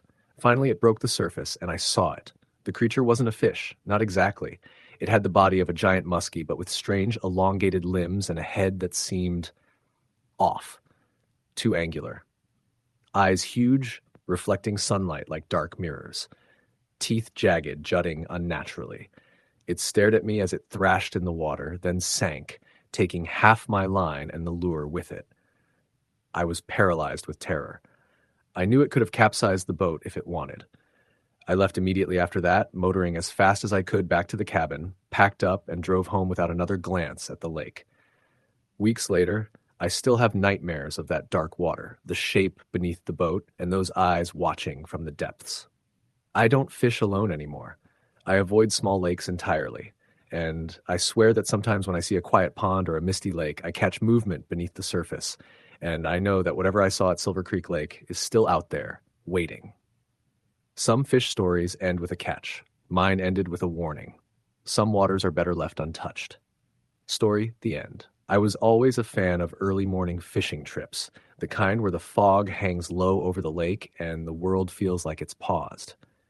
My friend Josh and I had planned a solo trip to a remote lake in northern Michigan, miles from the nearest town. We were armed with an old aluminum boat, ice chests, rods, and enough supplies for a weekend. It was late August, the air sticky but the mornings cool, perfect for walleye. We arrived at the lake just before dawn. The forested road ended at a narrow gravel ramp, overgrown and cracked. We launched the boat and the lake was calm, mirror-like.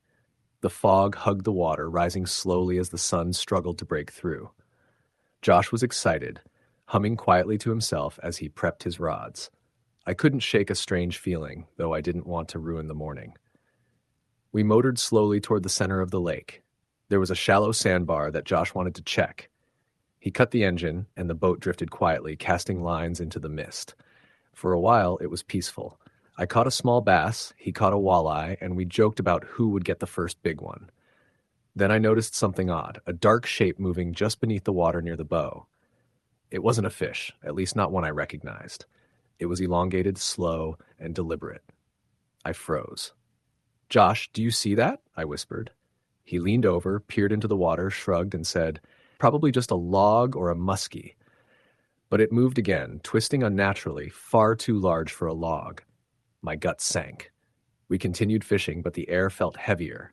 The fog thickened, and the boat began drifting toward a small cove we hadn't planned to enter. The shoreline was lined with dead trees, their branches clawing at the sky. Old rusted signs leaned against the banks, illegible but menacing. I tried to steer the boat back toward open water, but the motor sputtered and died. "That's weird," Josh said, leaning over to check the engine. He was calm, too calm. I felt my heartbeat hammering. Then I saw it. Movement in the water beneath us, pale, sinuous arms wrapping around the keel. I tried to yell, but no sound came out. The boat rocked violently. Josh looked up, his eyes widening as he finally saw the shadow beneath us. It was enormous. Limbs extended unnaturally, twisting, reaching for the hull. The water bubbled and churned. I grabbed the oars, trying to push the boat away, but it was as if the lake itself resisted. The creature moved in perfect coordination beneath us, holding the boat in place, waiting.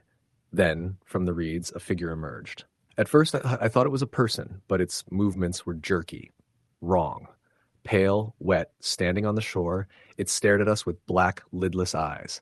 Its mouth opened, emitting a gurgling scream that resonated through the hull. I froze. Josh shouted, grabbing the oars, and we both began rowing frantically, but the boat hardly moved. Suddenly, the creature below lashed out. One massive arm shot up, brushing the side of the boat. The force nearly tipped us. I screamed, losing my grip, and the boat rocked. Josh grabbed me, pulling me back, and somehow, by some miracle, we rowed just enough to break free. The creature sank beneath the surface, the water calming instantly, as though nothing had happened. We didn't stop until we reached the far shore. Our arms burned, adrenaline coursing through our veins.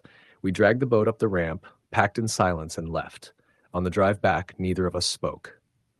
Weeks later, I was looking through old lake maps when I stumbled upon a small note scrawled in the margin, Cove of the Drowned, A Void After Dusk.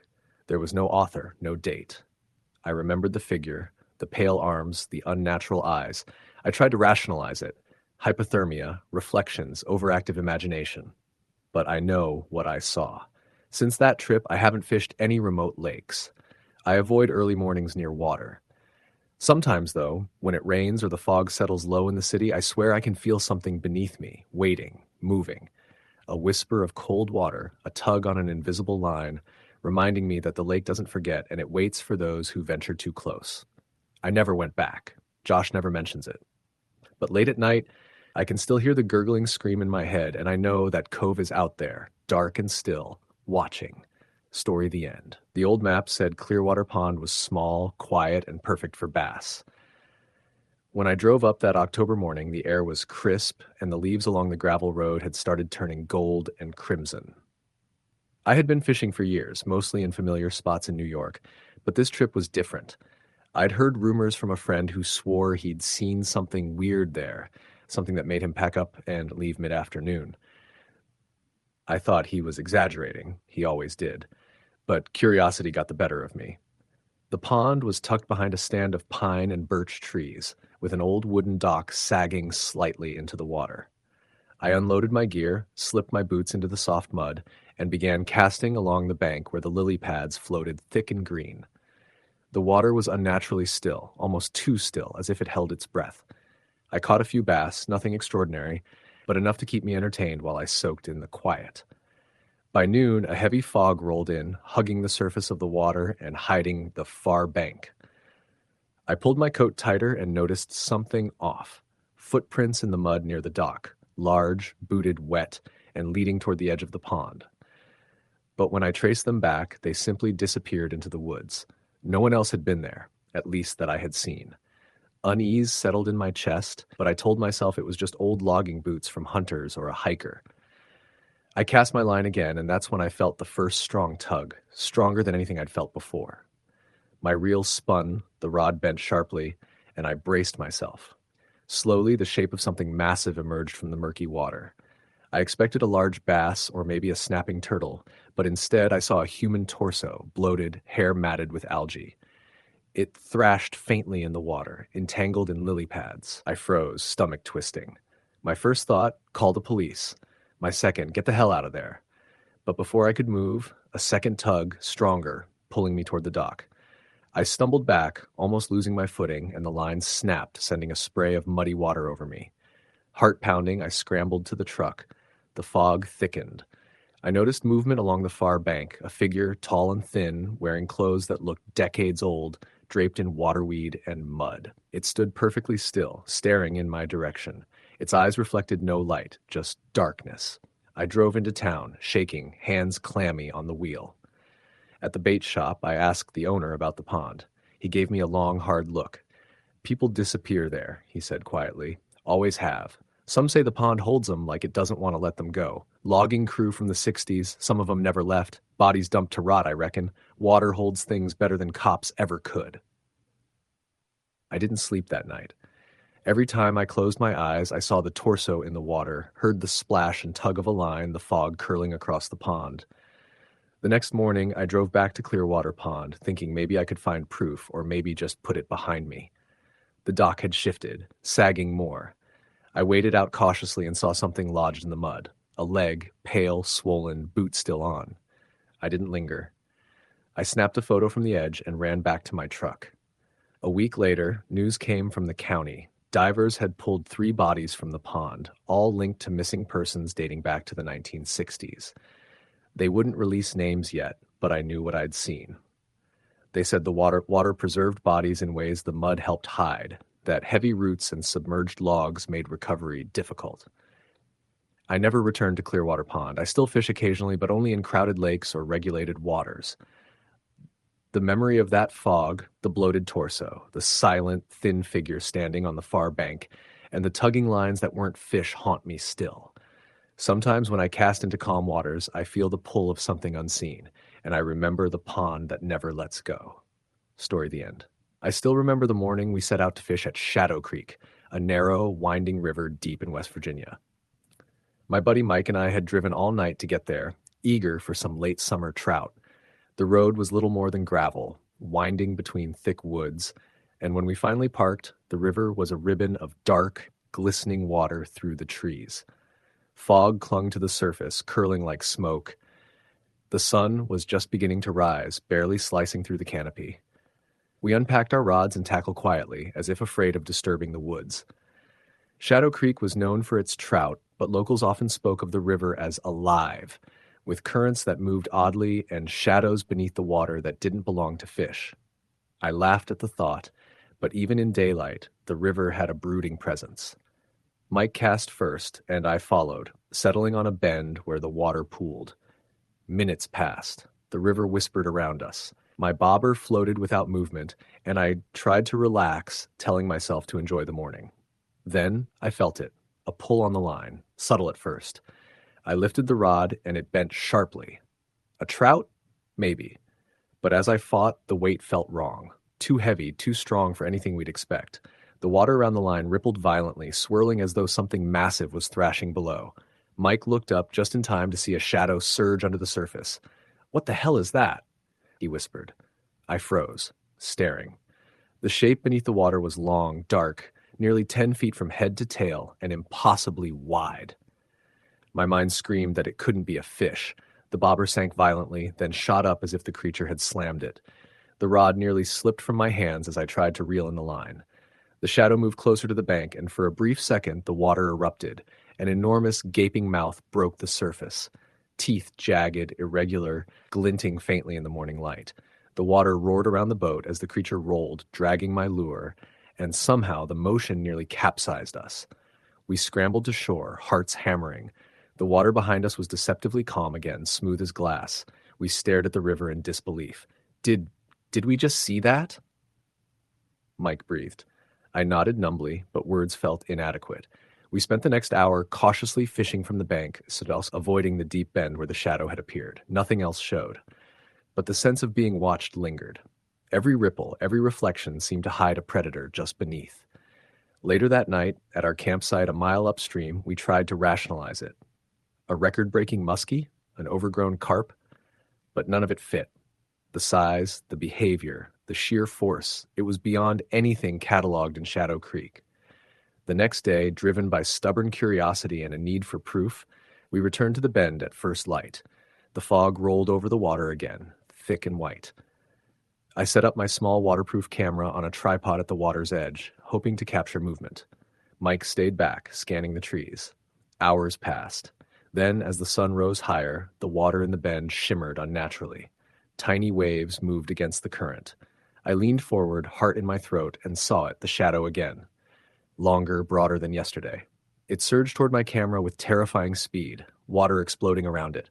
I stumbled back as the lens was engulfed, and the camera snapped violently under the force. When I dared to inspect it, the casing was bent, lens cracked, and mud streaked with a strange greenish slime coated the tripod.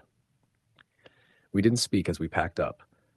The river was quiet again, deceivingly calm, but I could feel the presence beneath the surface, the intelligence in its movements.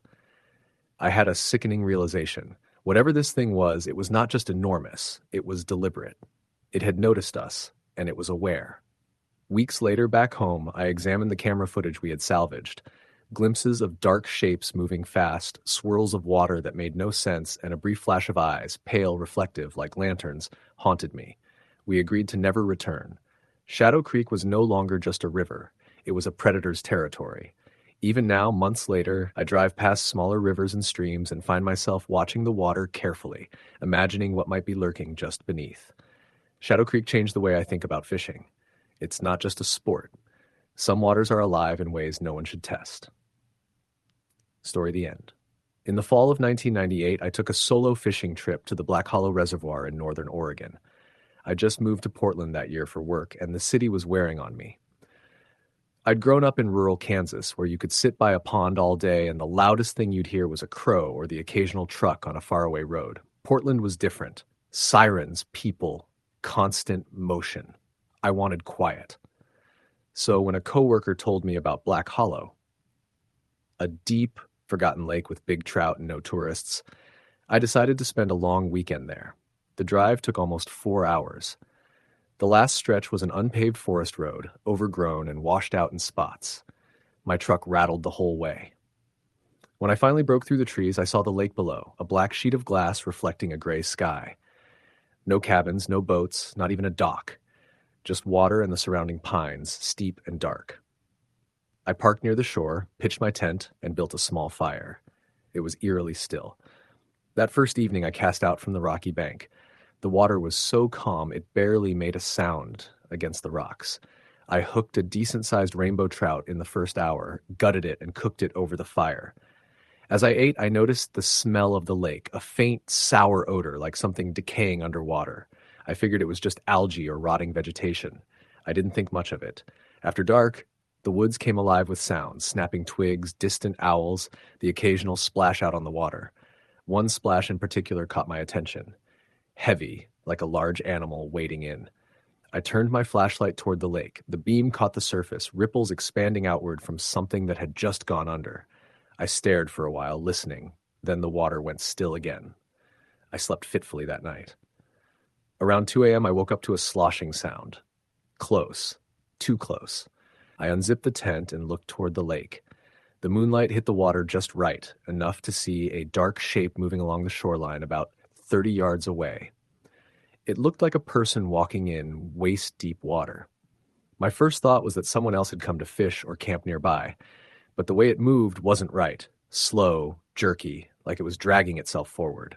I blinked hard, looked again, and the figure was gone. The water rippled where it had been. The next morning I tried to laugh it off. Maybe I was half asleep and imagining things. I made coffee, packed my gear, and took the small aluminum rowboat I'd brought out into the water. The lake was deep, so deep that my depth finder couldn't read the bottom in some areas. The sonar showed strange blips now and then, as if something big was down there moving just beyond range. I dropped a line, waited, reeled, waited again. After an hour, I got a bite, strong enough to bend my rod hard. I pulled and reeled until whatever was hooked surfaced. It wasn't a fish. It looked like a bloated arm, pale, human, fingers splayed wide. I screamed and the thing slipped back under before I could react. I nearly fell out of the boat, scrambling to reel in. My hands shook uncontrollably. I stared at the spot where it had gone under, heart hammering. The water was calm again. Nothing. I rowed back to shore fast. I sat by the fire all afternoon, trying to make sense of it. Maybe it was a branch or some kind of deformity in a fish. But I couldn't shake the image. The knuckles, the fingernails, the limp weight of it on my line. As dusk fell, I decided I'd leave first thing in the morning. I zipped myself into my tent and tried to sleep. Sometime past midnight, I woke to the sound of water dripping. My first thought was rain, but it wasn't. I could hear distinct steps, wet, squelching steps coming from the direction of the lake. Slow, heavy. My stomach dropped. I held my breath. The steps came closer, stopping just outside the tent. The air smelled foul, like pond water and rot. I clutched the flashlight, but I couldn't bring myself to unzip the tent. Then came a soft, dragging sound, like something being pulled along the ground, and then a whisper. So faint I thought it was my imagination. Help me. I froze. The whisper came again, closer this time. Help me. I thought of the arm I'd hooked. My pulse pounded in my ears. I unzipped the tent a few inches and shone the light out. Nothing. Just the fog and the reflection of the beam in the water.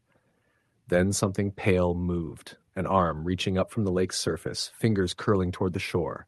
Another hand followed, then a head. It was human, but wrong. The skin was grayish and stretched too tight, the eyes black and sunken. It crawled halfway out of the water, dragging itself with jerking motions. I backed away inside the tent, the light trembling in my hands. Its mouth opened as if gasping for air, but no sound came out. Then it stopped moving. Slowly, it turned its head toward me. I don't remember unzipping the back of the tent, but I must have, because suddenly I was outside, running through the trees in the dark. I tripped, hit the dirt, scrambled up again, sprinting for the truck. My keys were in the pocket of my coat, inside the tent. I almost broke down right there. Then I remembered I kept a spare in the glove compartment. I jumped in, slammed the door, locked it, and fumbled with shaking hands until the engine turned over. As my headlights swept across the lake, I saw it one last time. The figure stood in the shallows, half submerged, watching. Then it slowly sank back down, vanishing beneath the surface without a ripple. I didn't stop driving until I hit the main highway. The smell of the lake clung to me the whole way, muddy, rotten, like wet earth. I took 3 showers when I got home, but it lingered for days. I never told anyone the full story, just that I'd had car trouble and cut the trip short. A few weeks later, I saw a small news article about Black Hollow Reservoir. A park ranger had gone missing while checking water levels. His truck was found at the trailhead, door open, gear still inside. Searchers found nothing. No footprints. No body. Sometimes when it rains at night, I hear that same dripping sound near my window, and once, I swear, I heard it again. That whisper, faint but unmistakable, from somewhere outside. Help me. Story the end. The wind was sharp that evening, slicing through the trees along the edge of Lake Cranston like a knife. I had been driving for hours down the winding back roads of northern Maine, the sun already dipping below the horizon when I finally reached the small gravel pull-off that led to the lake. My name is Ryan Carter, and I've fished almost every lake in the Northeast, but something about Cranston felt wrong the second I laid eyes on it. The water was black, almost oily in the fading light, and the tree line leaned over like it was trying to swallow the lake whole. I parked my truck and unloaded my gear, rod, tackle box, lantern, and a small inflatable kayak I had brought along for deeper spots. My plan was simple. Spend the night fishing for bass and maybe northern pike. No one else was around. The gravel crunch of my boots was deafening in the heavy silence. I set off into the shallow waters near the bank, the kayak rocking gently under my weight. The lake was unnaturally still, save for the occasional splash of a distant fish. I cast my line toward a cluster of reeds near the center. Hours passed. I caught a few small bass, nothing remarkable, but the air had grown colder, the mist rising from the water like smoke curling from a dead fire. Then I heard it, a splash from deeper in the lake. Not a fish splash, too heavy, too loud. I froze, scanning the surface with my lantern. The mist thickened, and in the dim light, I thought I saw movement, something large and dark circling beneath the surface. My heart hammered, but I chalked it up to fatigue and imagination. I was adjusting my line when something tugged violently. Not a fish. This was stronger, smarter, pulling with a force that almost capsized the kayak. I gripped the rod with both hands, struggling to keep it steady. Slowly, I managed to reel in the line, heart pounding. At first, I thought I had hooked a massive pike. Then it broke the surface. It wasn't a fish. Not fully. It was a creature, slick and black, shaped vaguely like a human torso but with limbs that moved like fins. Its eyes were small, yellow, glowing faintly in the lantern light. Its mouth opened wide, and I swear it let out a low, rumbling growl. The thing flailed, knocking my kayak sideways. I fell in the freezing water, splashing and gasping, and the creature dove back beneath the surface. Shivering, I scrambled back into the kayak, paddling frantically toward the shore. I thought I was safe once I reached the trees, but then I noticed something along the bank. Footprints. Large, wide, wet, and human-like, but elongated, like someone stretched out their feet unnaturally. They led from the water into the forest, then disappeared. I hauled my gear to the gravel road, soaking and trembling, and drove home without stopping. For weeks, I couldn't sleep. Nightmares of the glowing eyes and the cold grip of the water haunted me. A month later, I went back, stupidly, against all sense. I brought my friend Kyle, someone I trusted. We arrived midday, the sun high and the lake calm. The air smelled of pine and wet moss. We set up on the same shore. For hours, nothing happened. Kyle caught a few fish. I tried to relax. As dusk fell, the mist rolled in again. That's when we heard it, a low splash far from where we were fishing. The water rippled in concentric circles, spreading outward. I froze, feeling that same cold creeping through me. Then I saw it, the creature, or another one, surfacing just long enough to reveal its elongated limbs and yellow eyes. It watched us, perfectly still except for its breathing, which caused small waves to ripple around it. Kyle panicked and shouted, startling it. The creature vanished beneath the water instantly, but the lake erupted with movement as if hundreds of fish, or worse, were beneath us, circling. The temperature dropped sharply, our breaths misting in the dim light. I grabbed Kyle's arm. We're leaving. Now. We paddled and ran to the shore, dragging the kayak behind us. My hands were numb, my legs weak. The footprints were gone. The lake was calm again, but I knew it was watching. I haven't been back since. Friends joke that I exaggerate, that it was a big fish or a hallucination, but I know better.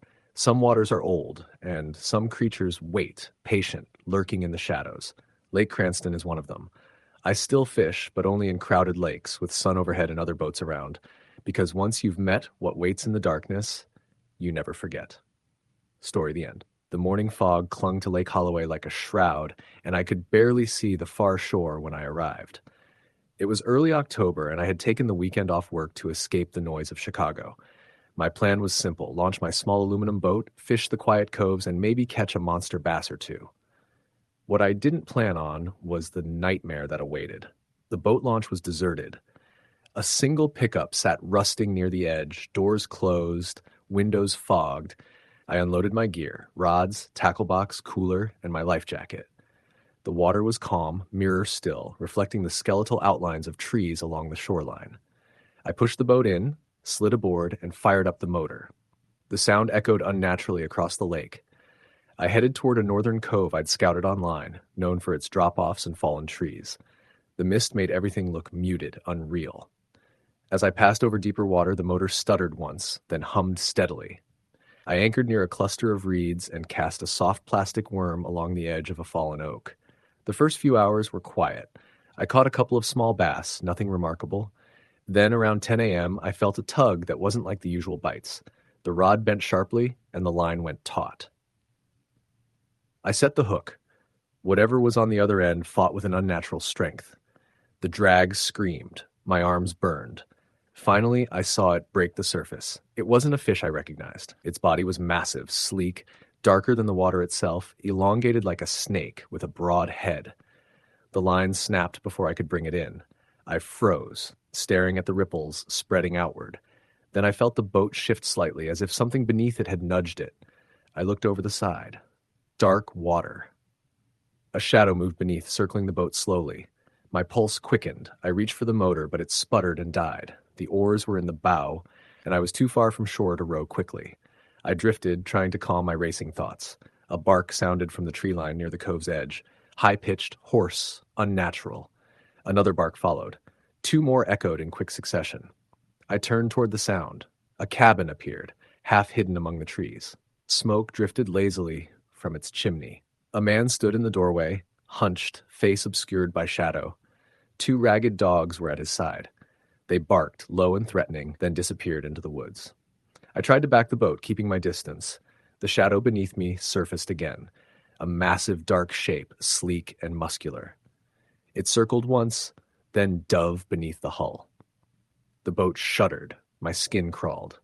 Eventually, I got the motor running and headed for the launch, but the dog's barks echoed from the shore, eyes following me, though they didn't leave the tree line.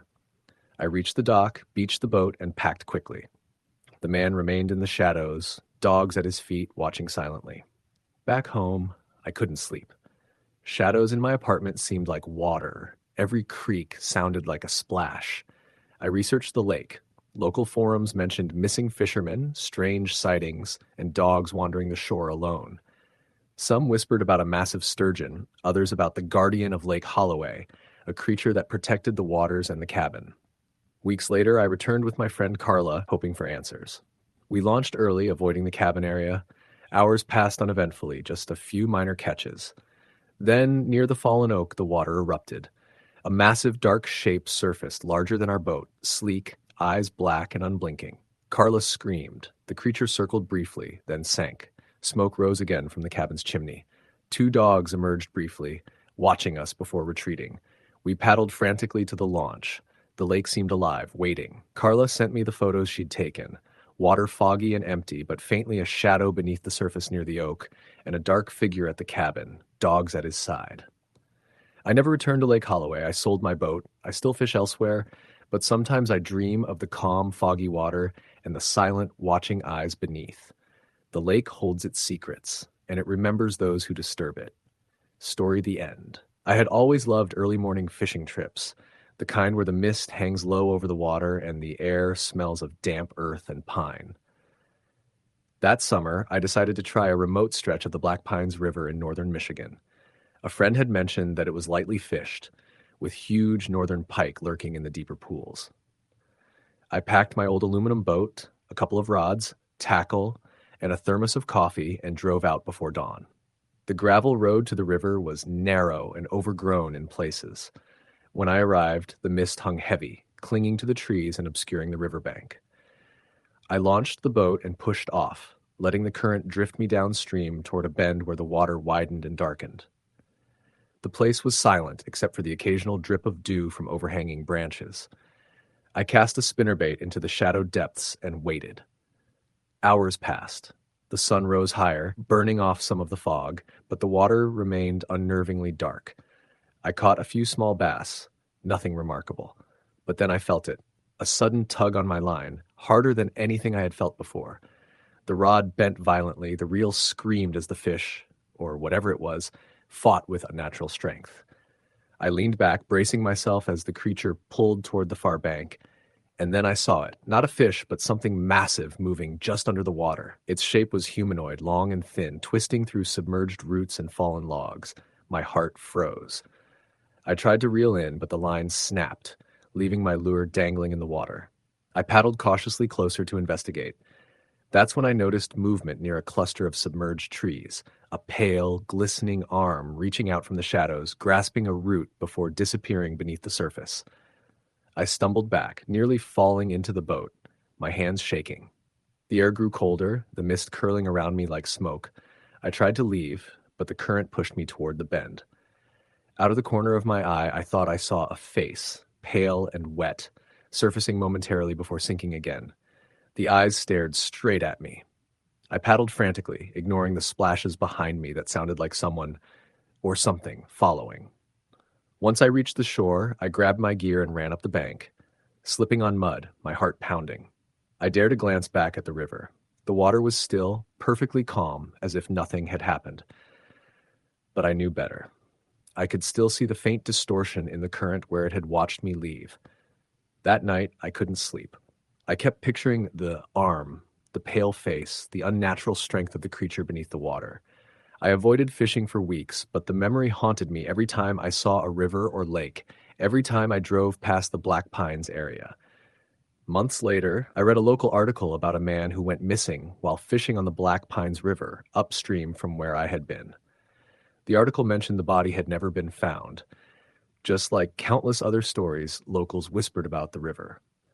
I never returned. Sometimes when the wind is right and I'm near water, I swear I hear splashing behind me, feel a tug on my line that isn't there, and see shadows move just beneath the surface. I've come to realize some waters are not meant to be disturbed, and some creatures do not forgive intrusion. I still fish occasionally, but never near rivers like that. I stick to safe lakes, well-traveled ponds, and places where the water doesn't seem to breathe or watch. Because I learned the hard way that beneath calm surfaces, something might be waiting, patient, hungry, and older than any story I could tell. Story, the end. The morning fog over Cedar Hollow Lake was thick, clinging to the water like a shroud. I had driven up with my old friend Sam, both of us craving a weekend away from the city, lines in the water and nothing else on our minds. The lake was deep and largely untouched, nestled in the hills of northern Pennsylvania, with rumors circulating about massive fish and strange disappearances decades ago. We launched our small aluminum boat at a narrow inlet, the mist curling around the reeds. The motor hummed softly as we glided into open water. The surface was glassy at first, reflecting the gray sky, broken only by the occasional ripple of a fish feeding. We found a promising spot near a sunken tree and anchored. I cast a spinnerbait toward the submerged branches, while Sam tossed a crankbait nearby. Hours passed with nothing more than a few small bass. The silence was heavy, broken only by our conversation and the occasional call of a loon.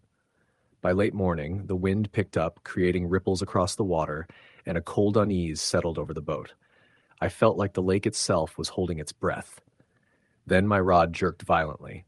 "What the?" I shouted, gripping it hard. The line tugged with unnatural force, bending the rod almost in half. Sam grabbed my shoulder. "Whoa, what did you get?" I fought to reel it in. The weight was immense, far larger than anything I'd ever felt. Every pull seemed to be met with equal resistance, and the boat rocked slightly as the creature fought below. Then, just as suddenly, the line went slack. My lure was gone. I stared at the calm water, heart pounding. Something massive had brushed past the boat, something alive. The afternoon passed tensely. The water rippled in odd patterns, with no wind or movement to explain it. Shadows seemed to slither beneath the surface. Sam tried to make jokes about giant mutant fish, but even he sounded uneasy. That night, we camped on the small island near the middle of the lake. The forest pressed close to the water, dark and silent. Around 2 in the morning, I woke to a sound slapping against the boat hull. My heart thumped. I grabbed the flashlight and shone it on the water. A massive dark shape glided just beneath the surface, too long and thick to be a log. "Sam, something's out there," I whispered. He stirred, groggy. "What?" The water rippled violently, and a massive head broke the surface, a grotesque, dark green creature, mottled with jagged teeth and eyes like deep pits. It lingered, observing us, and then disappeared beneath the boat. The hull rocked violently as the water churned around us. For hours, we heard scraping and slaps against the hull, always just out of reach. At dawn, we packed up quickly, pale and shaken. The ride back to the launch was silent, each ripple in the water setting our nerves on edge. We loaded the boat and drove home without speaking. In the weeks afterward, I couldn't shake the memory. Shadows in lakes I visited elsewhere seemed larger, more deliberate. Sam called one night, panicked, saying he'd seen a dark mass near his dock moving with intelligence. Neither of us ever went back. Months later, an older fisherman at a local shop told me stories of Cedar Hollow, people disappearing, boats found abandoned, enormous fish that didn't behave like any normal species. "The lake has its secrets," he said, "and it watches you once it chooses. I still fish occasionally, but only in clear, shallow lakes I know. Sometimes in dreams I see the vast dark eyes, the enormous teeth, and the deliberate motion beneath the water. I know it's still there, waiting, and I know I'll never return to Cedar Hollow." Story the end.